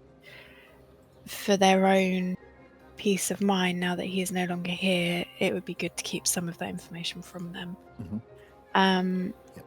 And then when I do see my parents, I will show them the trinkets that I took of Elias's, and let them know that he is sadly no longer with us. Explain that Allhearth crumbled and he tried his best to save it, that he was the one that got my dad out of the job at the Commonwealth. It was never anything that my dad did wrong. If anything, he was too good to be in there, and that's why Elias got him out. And that myself and Vex were both there with Elias when he was at his end, and that he was brave and fought for what was right, and so he didn't suffer pain. It was quick and painless. But we seem to have defeated the big bad, explained to my dad all about the death bloom, and that actually it was more of mind control, and that was what was happening in Allhearth. Mm-hmm. And yeah. Nice. How long do you think you'd spend in the Feywild? I don't think I'd leave. Okay. So Nice. I'd not live with them because, Yeah. you know. But I would probably spend some time traveling the Feywild. Whether Vex goes back or not, that's completely up to her. But just trying to become more familiar with the Fey and my Fey roots would be what I do. Yeah, for sure. Easy. Yeah, so Vet on recovering fully from what's happened and spending time, noting that hiding she follows your lead and would hide wherever. She would follow your lead on the story of Elias, but on seeing your parents and on feeling that she doesn't really belong in the Feywild and that she probably would see herself as a bit of a bad memory, that she also has like something to do. So she will will ask you to get her back to the material plane. I will take her back if she needs. And she explains to you that there is, that the Mind Flayer's plan. The Mind Flayers spotted an opportunity, and in the chaos that was coming, in the chaos that was happening across the material plane, that they spotted an opportunity to get a new home, and that's what they were looking for in the chaos and what was happening in the south, and that faith is more important now than it ever was. And she explains how she no longer follows Lolth, who is the Spider Queen, and she has been spoken to and had this message from her own god, and she needs to go back and try and essentially save her people, keep faith alive for her goddess, and do whatever she can do to help the Drow rebuild from what's happened. She explains to you a bit about what she knew was going on in Redhead as well, which was that the Mind Flayer infestation started there. The Mind Flayers were in leagues with, she believes, the higher-ups in Redhead, which allowed the council to spawn, which allowed Drow to be pulled out, which allowed the best of the Drow to be siphoned into this Council of Spiders, and then the Council of Spiders had its objective changed, and with working with Zarkul, the Mind Flayers themselves all looked to break away, all to find their own home. Zarkul was a breakaway, Ethor was a breakaway, and there was an ultimate force that was removed from Redhead. But that means the Drow and Redhead themselves, the city, is in tatters. So she's going to go back and try and breed faith in, not for Lolth, but for this, for her own Drow god. So she will stay with you for a couple of weeks, get herself back, and then she goes back to carry on with her own journey. You, on your travels through the Feywild, will get to see the full extent of, and you would have been like kind of brought into like a ranger group, almost full circle back to when you weren't allowed to go and be like a ranger, where Meadow got to go and be a ranger and you had to stay and be a highborn elf. You now get to go and be a ranger, but like a Feywild ranger, where you can go and explore the Feywild. You get brought in by what would be akin to like the courts, the summer court and the winter court of the Feywild, and they help you understand your Fey roots, unlock your Fey power, which is a much easier way of doing it than you found than with the wizardry, that they're being here enables you to pull on that power more. You go and see Eden. You get to see the full extent of the border forest, where the Feywild turns into this barren landscape, where the border forest is created, and where the magic was pulled from the Feywild. There is this like a Fey desert, a Fey dune desert there, which is incredibly dangerous. There's a whole load of butlets and grey worms and stuff that live across there. But trekking through there, you go and visit the city of Eden, which was transported from the material plane back into the Feywild. There is this oasis, this tree, this tall. The Eden is kind of built within the treetops. A lot of it was built at different levels around these larger Feywild trees that have been there for ages, for hundreds and hundreds of years.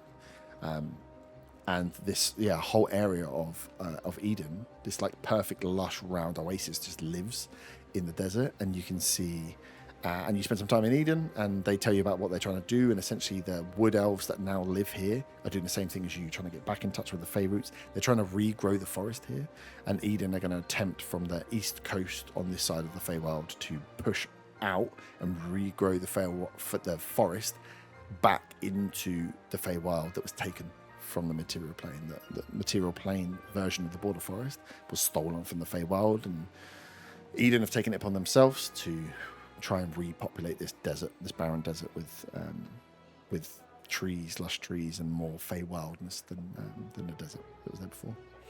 So you, kind of pilgrimage about the Feywild, learn about the different creatures, the different magic types that are here, the winter court, the summer court. Never getting too sucked up into the politics of it, but I suppose like your dad, learning as much as you need to learn from the people you need to learn to before moving on. You don't get embroidered too much into the Fey, as your mum would constantly remind you that whilst there's a lot to learn here, the Fey still, they love trickery, and they love a lot of different their morality works on a slightly different scale, so just to be careful when you go. But Yeah. you can spend as long as you'd like in the Feywild, just enriching your knowledge. I think her naivety that she had on the other plane Yep. isn't there anymore. Something in her psyche has snapped with everything that's happened. Yep. And so it's not that sort of like curious glint and head tilt and being absorbed into other stories like that isn't there now. It's more of a, I need this knowledge and I'm going to get this knowledge, and that is it. It's not like she's not, when I say she snapped, she's not now inherently evil. She's just a bit messed up from everything that's happened to her. Yeah. You pick up and work on with your contact and your usefulness to the Fey. It's like everything's like a two-way street, right? Is your knowledge of the material plane. So you do a lot of work with picking up where the portals are and checking the portals are closed, and your knowledge of the material plane helps the Feywild kick up. But the Fey, essentially, the Fey portals are closed. Yeah. The Fey lock themselves in. So those that have the ability to shift in and out can do so, but so many of the Fey creatures made their way back that the Feywild has shut itself off from the material plane in this area of the world, because the plane obviously exists on the planet. But for this area, the portals are closed. There is no accidental crossing anymore. The Fey creatures were afraid of what's happened and what's been going on, and have insulated themselves from that. So the Fey will live for the next however many years without having access, unless individual Fey choose so to go back to the material plane.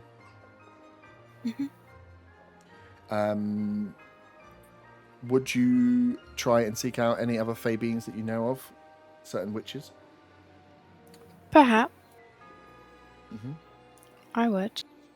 I think Faywin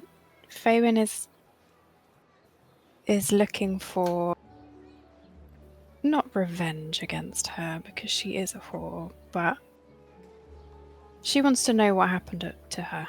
Yeah. You ask around. Give me a persuasion check with advantage.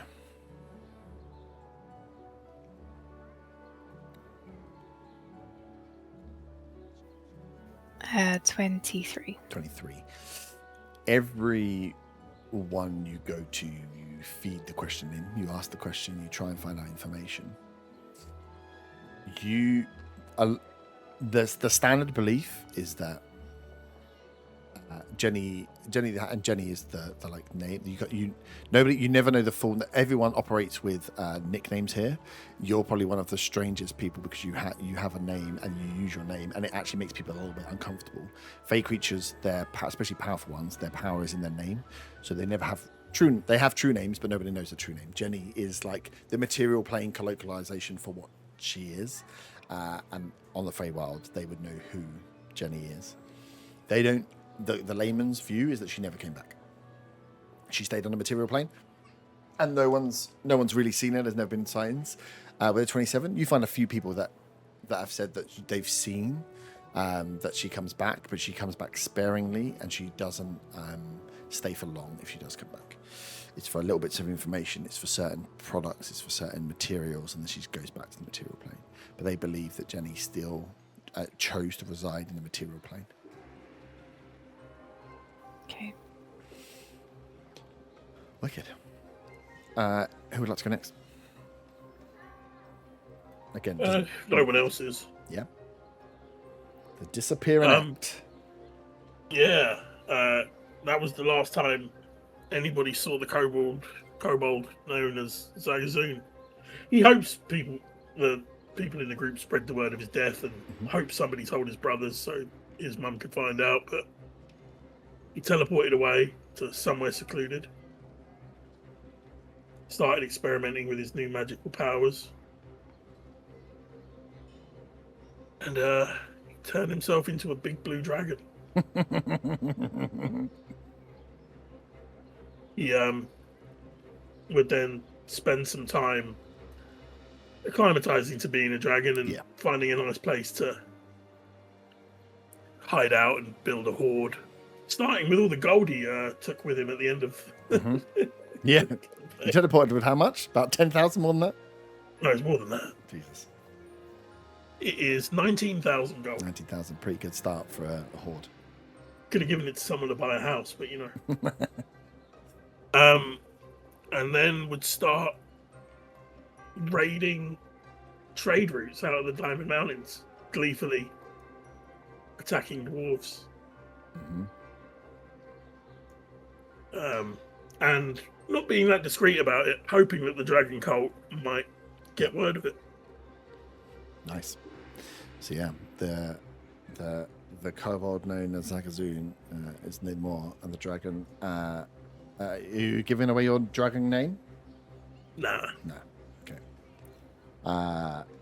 As yes, in the north, as again with the Commonwealth dissipating, the lack of coordinated, not even control, but just a lack of a way of pulling together more resources. The whole kind of a spit in the face, really, or no, not spit in the face. It's karma. That's the word I'm looking for the dwarves. The dwarves use these structures to get the Diamond Mountains in the first place to start the Fallen Conquest. They were the ones that started laying the kind of the seeds that led to the war.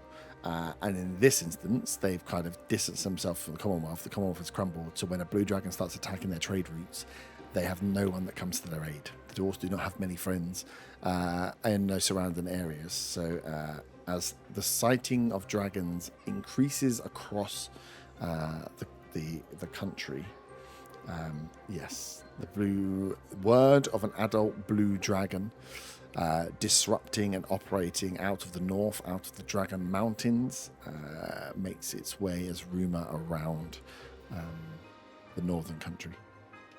I like to think there's a rumour that some dwarf survivors have told of how this blue dragon gleefully sings to himself as he loots the corpses of dead dwarves. Yep.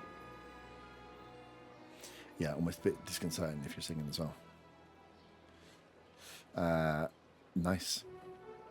And then you just build. As for where he is in 5 to 10 years, I'll leave that up to you. Cool. So yeah, I think it would you would spend, I think, a lot of time getting used to probably working out, like, it's very different going from being like a 4-foot kobold to being an adult blue dragon, and how you get used to that difference, that abilities, and starting to like start small and then make your way up. You probably like failed a few times, but like misjudged some stuff, overkilled some stuff, crashed a few. Like, you'd have to build up your knowledge of the body, knowledge of what it is to become a dragon, and just go on this journey of like, how do I become the most powerful? And then you hit a spree of hitting the dwarven towns, hitting the trade routes. Allhearth, as it's trying to be built, struggles to get anything out of the Diamond Mountains for the number of attacks that go in there, and a lot of adventure workers, a lot of money is spent trying to get hardy enough adventurers to take on jobs, because of, you never know when you're going to get hit by this dragon. Nice. The blue kobold becomes a blue dragon. God help us all. I have to dash quickly, so essentially, I will be traveling with Von Yep. and helping Von and help guard Von on his journey. So that's what Otto will be doing. Yep. What about your patron? Are you just gonna? What's your plans for? Because you're not the spryest of chickens. I'm just going to have to resist my patron and fight anyone he sends after me. Okay. So yeah, you are the And last. you do have a mind flare as backup. Yeah. Okay. Yes, you would be. You are the. Yeah, you are the last protector of the relics that could be used to unleash your patron. You knew that the descendants were getting less and less, and I think over the years, very few come after you in that way, but you are constantly at odds trying to suppress the patron and tap more into the celestial side, but you feel great disturbance in the celestial side as the years go on. So as the presence of descendants of the Kraken reduce, or descendants of the crew that put away the Kraken, almost at the same pace, the celestial power you pull on is getting weakened and weakened and weakened. So it's just like a diminishing results fight that stays equal in your mind, but you just keep an eye on. Yep. Von? You muted? So the immediate plan is to once we get out, get back in contact with the other druids, explain what has happened, and then head to the grove in the forest to effectively start to rebuild a new home, a new base for the druids going forwards. Knowing they're probably not that welcome in Allhearth after everything that's happened. It's just effectively, kind of get that built back up while contacting the druids, but never really being in actual physical contact with them.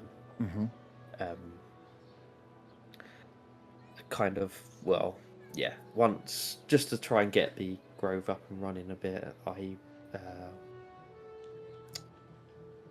will probably head there before giving full information of where it exactly is. I can't remember. To try and build up as much as possible before getting them moved in. And also would in speaking to them as well, get them to make contact with back home and kind of, just explain my role in helping everything, and hopefully that kind of redeems me in some way in the family's eyes back at home. Yeah, so would you be trying to send back a message to tell them that you are alive, or kind of like the name, you preserve your name by pretending you're dead? Are you that's the question. Are you acting as if you're alive but you're just not coming back and you can't be found, or are you faking a death? I will not fake the death. I will say I am still alive. Yeah, right. Cool. Yeah, and So leave it as that. that's good. You are right. The druids do not fare well out of the fall. Druids in the south, where they had more of a role in sitting alongside the kings and the dukes and the lords of the different towns, now with the talons in place, had been removed, murdered, have had to scatter and hide. So the druids from the south have lost position and lost rank, and of course the druids in the north took a lot of flack from Allhearth, which was their main base of operations, and the rumours spread that this all came from a druid that went rogue in the first place, and it was the druids that have taken the brunt of a lot of the blame. Also, they survived, right? A lot of them survived. They were outside the city. They were making their way back to help. and are making their way back to Allhearth to help in the rebuild. Were shunned, were turned away, were kind of booted from their druid home. That home stood empty. If anyone was seen entering it, a lot of them were either harassed or chased out of town. And this led to the druids taking two routes, a split. There are the druids, the high-ranking druids on, we'll call it like they are names, and I don't think we'll do the names for the next campaign as these formation of these groups happening. So much like how Allhearth kind of species disappeared and these factions, these guilds appeared, in the druids a similar thing happened. The elements disappeared and the druids kind of picked two sides. The red side, the side where they took umbrage to being blamed, that they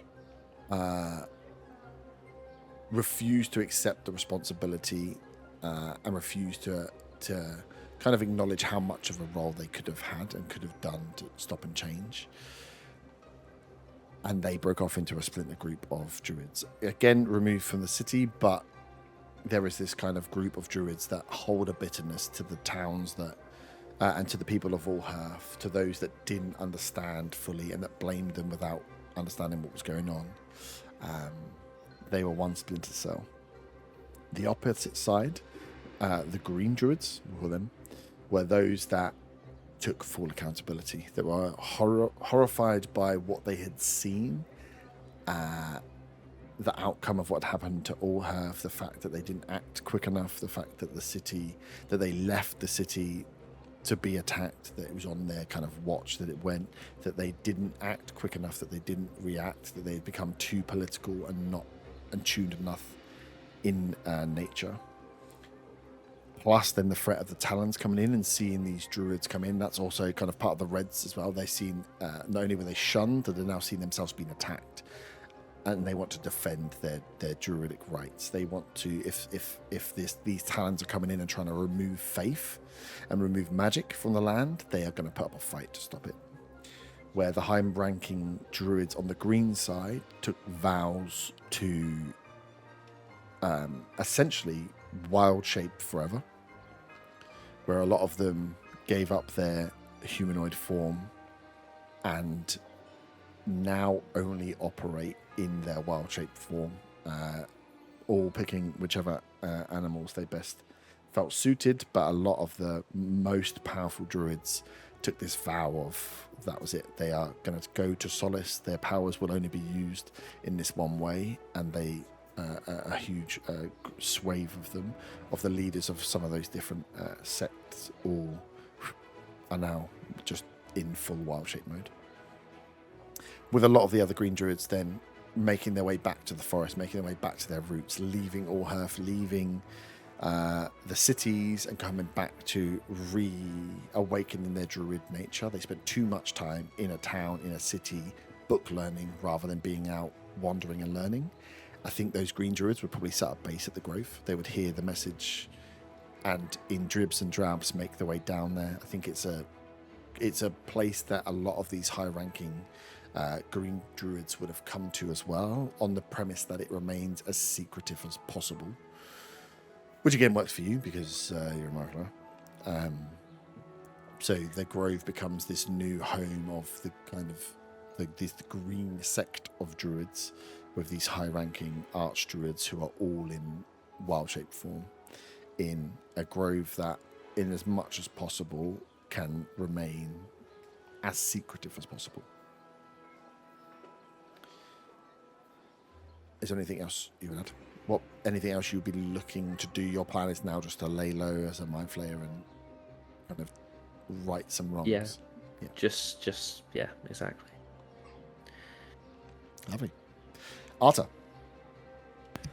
So the best for last, obviously. Obviously. Buy a house.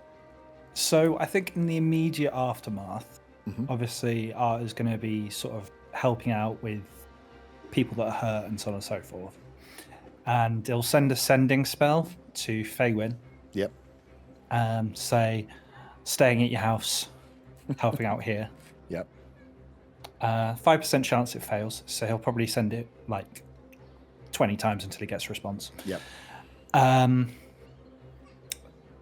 Given that Faywin and her family are going to stay in the Feyworld, he won't know this probably, because Faywin's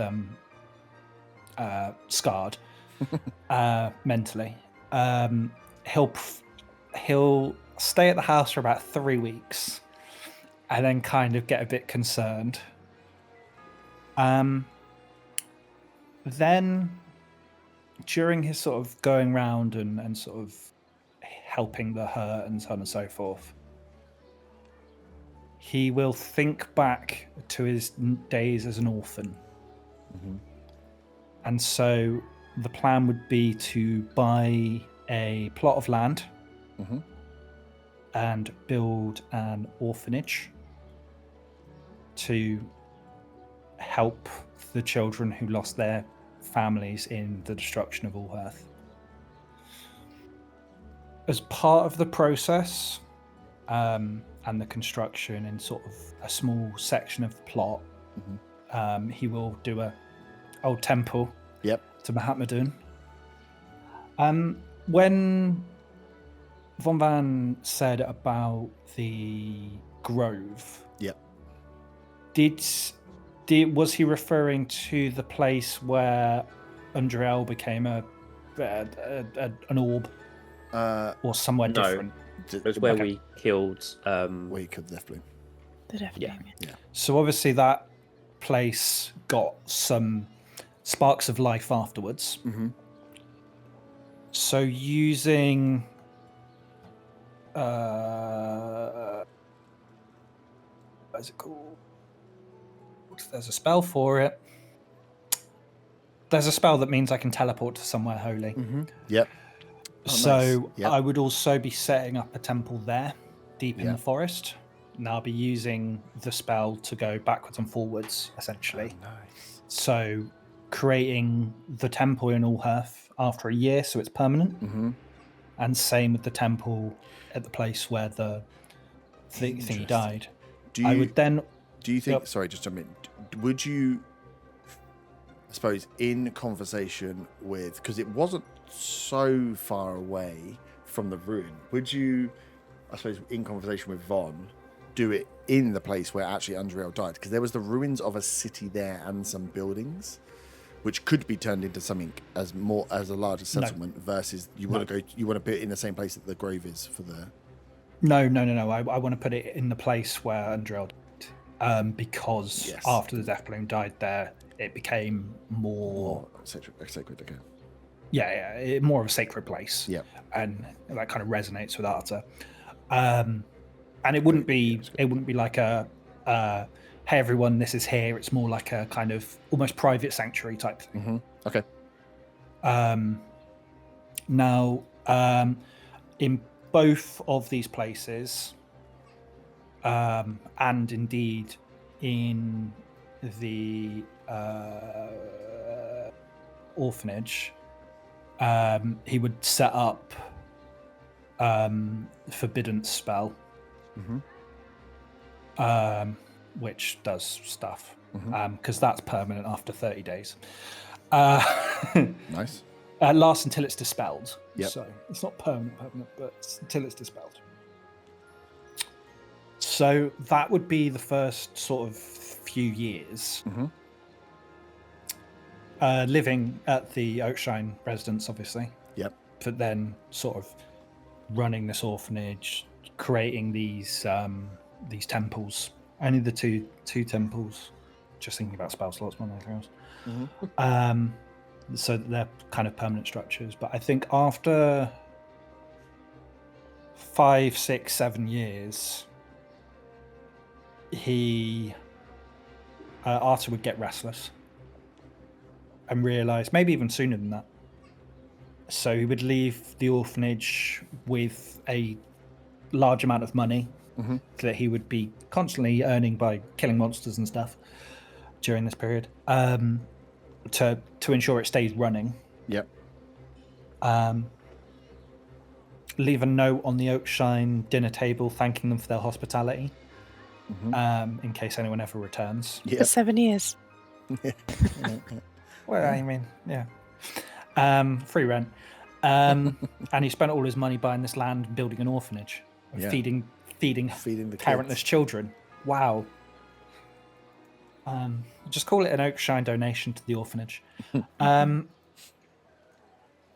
Yeah, maybe not even 6-7 years, maybe like 3-4 years. He'll get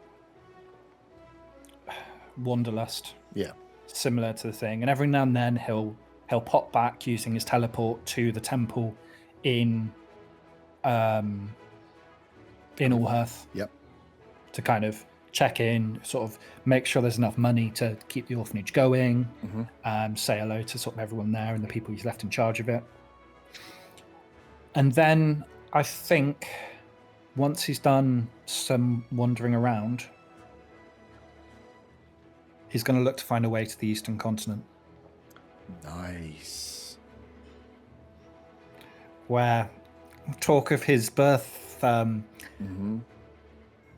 whether I don't think it's actually been mentioned. Well, obviously he was found on the beach and he knows that, and obviously he had those dreams where he was on like a boat and he's heard sort of the stories of where the tieflings came from. Yeah. And I think before sort of that 5-10, well, before sort of 10 years has passed, he will have either looked to find his way towards the eastern continent, or be in the process of finding his way to the eastern continent. I think also with like or what's left of it. Yeah, relationships with what you would have built up with the tieflings in Redvant. From the time there and using Viper in the Covenant, it could have been one of those things that you were checking in on and they were like, we will find whatever we can find for you. And then they find the information and then you're like, oh. Also set up a temple in Redvant. Yep. Maybe knock down the pub and build one there. No, someone else is everyone's gone claiming here. You're like, I got the keys. Yeah. Yeah. Okay. But yeah, no spas, no fight clubs, an orphanage, some temples, healing the sick and needy, feeding the homeless, and Going travel. trying to find the land of his birth. Nice. That's pretty cool. That is Yeah, can you believe I made up most of that in the last 20 minutes? good. It's not It's clever. easy to make it up when you know who you are. So that's what you got to think about. Nice. So, as you all, go off on your different ways, doing different things, all have been rebuilt, the world moving and changing on as these forces overall start to change the landscape. Your characters may have roles to play and will be impacted what's going on here, but as the world continues on past the 10 years in towards the 20 years, the landscape changes slightly. The map is slightly updated, so I can show you this to update a little.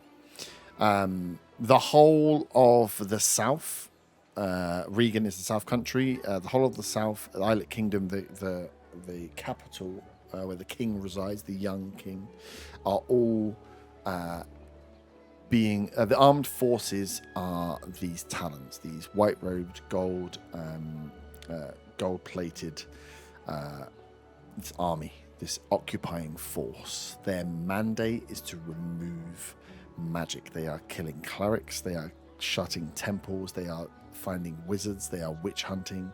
Artificers are getting caught in this. Anyone shows any magical ability and they are rowdy, I suppose essentially rowdying up, I was about to say that, riling up these towns to kick out their magic users, and they have been on this conquest for 15-20 years. They now have control of the south country, and there is reports, and I suppose Von Van, in your presence, Arto, the way you've been traveling around, you would be hearing of these talons making their way north. The border forest itself is one of the areas that has seen a slight change. Your grove is like somewhere around here. No, we didn't go past the south. Somewhere around here in the middle, off the beaten track. But where Eden is now removed, there is a small wood elven settlement where a kind of a go-between, a portal gate, to take you to the Feywild would have been set up. So there's a very small presence there. But the forest itself has slowly over time been cleared in that area to create a road that joins the north and the south. A road that Redvant has seen a lot of business on, and Redvant was probably one of the first places that had seen sight of these talons, and also a town that are very aware of forces coming in shining, glimmering armor. As Redvant and the city of Newmonger are now joined by a trade path that runs straight through the border forest, that area was cleaned and cleared out. Also, some of the sea level slightly around seems to, over the 20 years, slowly been dropping as an ice sheet has formed. Oh, you can't quite see it. Let me move. How do I move this down? Oh, you can just about see Draka. That's annoying. I'll change that in a minute. Come here. There we go. As around the island of Draka, the frozen island of Draka that you'd all been to, the seas have been getting colder, and the island itself, as whilst it stayed larger, the same size, an ice sheet has started to build, which has slowly encompassed Draka and the north of Onora. The land now almost, to those brave enough, traversable by foot, as like a polar expedition in this icy frost. The Diamond Mountains are colder than ever, and Draka and the northern pass between Draka and Onora has become almost impassable by boat, by barge. Draka has continued to peel itself away. The Dragonborn continue to peel themselves away from the mainland. With no Commonwealth here, there's no one to try and draw them back in.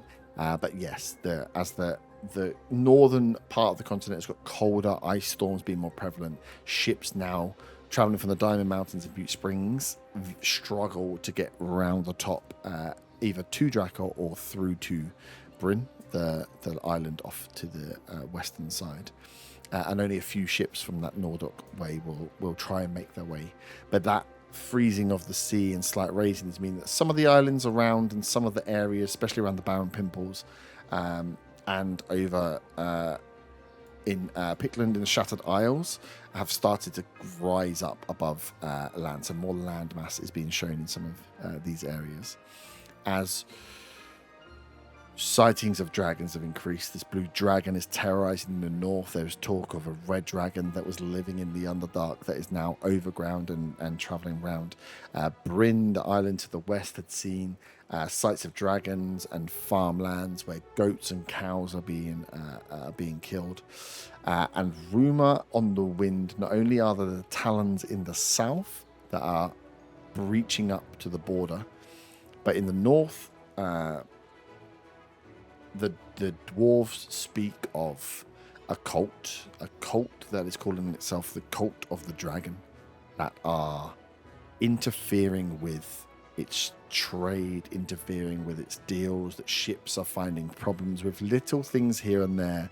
Anything that goes wrong for a dwarf over the past 5 years is now just blamed on the Cult of the Dragon, that there is another force there that is just making its way in and tweaking and annoying the movements around the Diamond Mountains for anything that the dwarves are trying to do.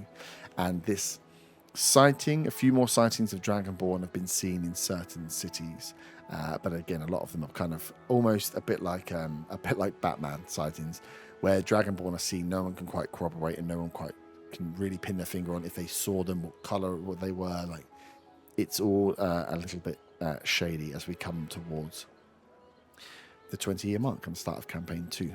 Draka itself still locked off, this large ice sheet around the north, more sightings of dragons, more uncertainty in the north, and there is this continued rise over these 20 years, not to rebuild the Commonwealth. There is no one there to do it. The High Elves are not taking the responsibility to build it again, but this rise of guilds and groups. People are aligning themselves to different groups that have the right mentalities for them, whether that be merchant guilds or whether that be trade guilds or fighting mercenary corps, whatever it is. There is a rise where the death of the Commonwealth, in the rubble of the Commonwealth, are rising these individual guilds and masteries and groups, which are becoming way more prevalent and holding way more power across towns. Individual towns and cities are managing themselves, gone back to localized kind of rule, but these guilds and groups are having a bit of a wider spread, and there is talk of those guilds starting to work together a little more in the light of the talons of Ram and the cult of the dragon, causing a few too many problems. And that is where we will pick up for campaign 2. So we can go through and fill out some of the details in bits that come through. I want to get some names of some stuff. I want to know what this orphanage is going to be called, Arta. And then, we will come back. What's going to be called? The orphanage? The orphanage, yeah. Don't think of it on the spot. Maybe think of it for like 5 minutes. Something. No. Okay. Yeah. Cool. So we'll fill in some of those details, work out where your characters are over there, and then we will be back to play a mini campaign that is set on the Isle of Draka, where there will be 6 of you who make your way for different reasons to the Isle of Draka. There are a few ships that still make their way to Draka, but non-Dragonborn are becoming less welcome, and there are lots of rumours floating around about what the Dragonborn are doing. And there is a chartered ship with 6 foolish adventurers making their way to Draka for different reasons to find out different things, and that will set up for campaign 2, where we will come back. I've thought of a name. Yep. The Callan Orphanage. Okay. But if he ever comes to visit, then I teleport out to the temple I made near the in the middle of the woods. Nice. Where the So whenever you see you appear, it's Callan's back again, is he? Yeah, you've been touched. I haven't seen Arta today. I wonder where he is. Nice. All right. GG's, guys. All done. Say goodbye to these characters, because we're not seeing them. Well, we're probably not seeing them again. We never know. No, we're going to see Zaga again. Let's be real. Maybe we'll be seeing some of them sooner than we think. 106 episodes. You might get lucky and get to kill him. You might get lucky and get to kill him. I would love to kill someone at some point. I've only killed Devon 3 times, and he still comes back to haunt me. Yeah, he killed himself in the end. Yeah, he did kill himself. Sweet. GG's. 2.5 years. 106 episodes. Let's do it all again in a couple of weeks, right? Yeah. Ta-ta! Yeah. One last time. Nibbles! Ta-ta! Farewell.